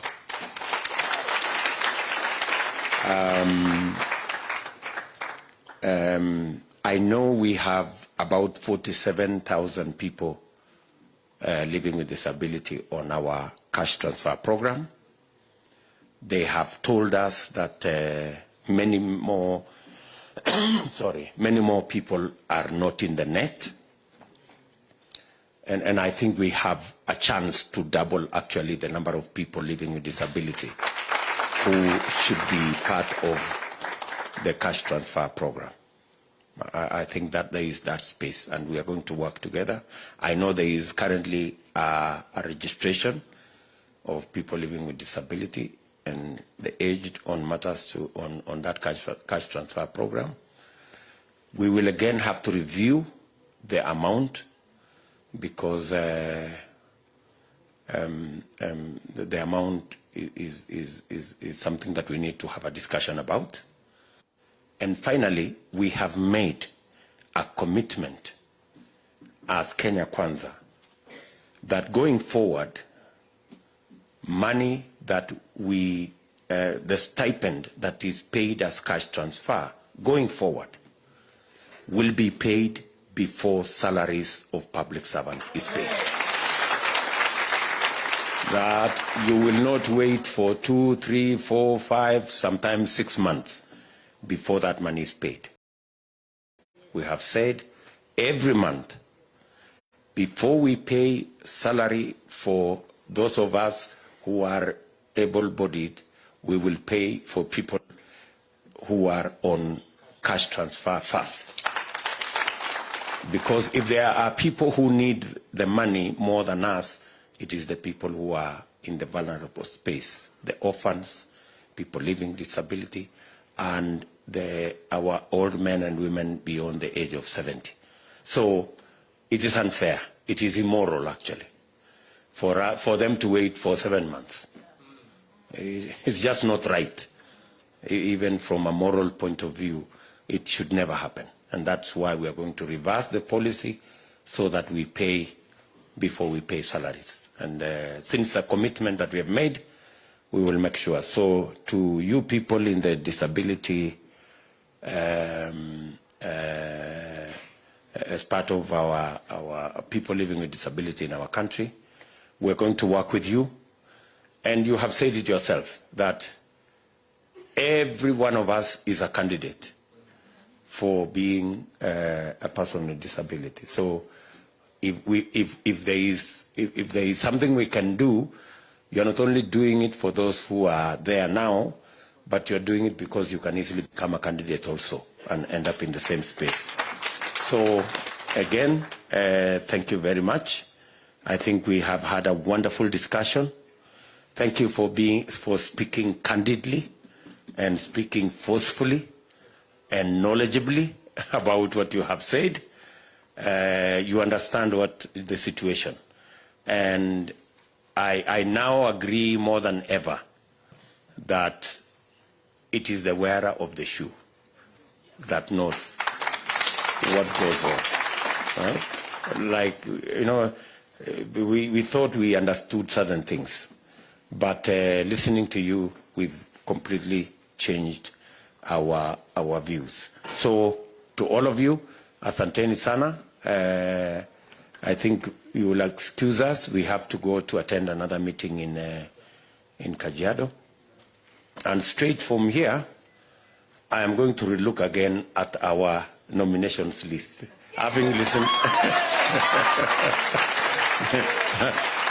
as I sat there, I am not sure that we have everybody in terms of the numbers. So I will again call my Secretary General, have a meeting tomorrow, and look at that list again. Because I think there is a wealth of experience that we will miss if we don't have you in. I also want to agree with my brother Musalia Mudavadi that we have a serious challenge in the country. The cost of living is hurting many families in Kenya. Many people cannot afford a meal. And it is a crisis in Kenya today. The cost of living, it has never happened that the price of unga has crossed the 200 shilling mark. In 2018, a 2-kilogram pack of unga was 75 shillings. And millers were threatening to make it 100 shillings. And we had to do all manner of things for it not to get there. Today, it's not 100 shillings. It's double. It's 200 shillings. So 200 plus. So we have a crisis. And this crisis did not just happen. You know, when we kept on raising issues that we shouldn't go the route of handshake and BBI and that corner, that we should have stuck to implementing the Big Four plan, which had critical components on food security and expansion of agriculture. Unfortunately, because we did not implement the Big Four, because we did not implement our program on food security, and in that whole confusion, we removed, or the subsidy on fertilizer was removed. That is why we have a crisis today. So this is not a crisis that just happened. It is a crisis of failure to do the right thing right from the beginning. And therefore, we must be careful on how we move into the future. That we must avoid the sideshows, we must avoid personality issues, and we must stick to the program that will transform our nation. And I want to assure you, as people living with disability, as I do the rest of Kenya, that as we go into this election, we must buy into the plan that will turn around our country. And that plan is with Kenya Kwanza. So, asanteni sana. I wish you well. Let me ask my sister Margaret to come, say a few things on behalf of our Nairobi team.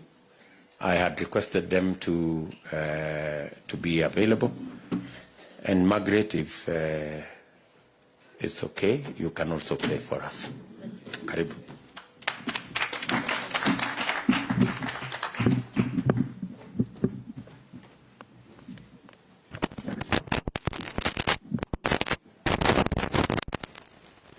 Hallelujah.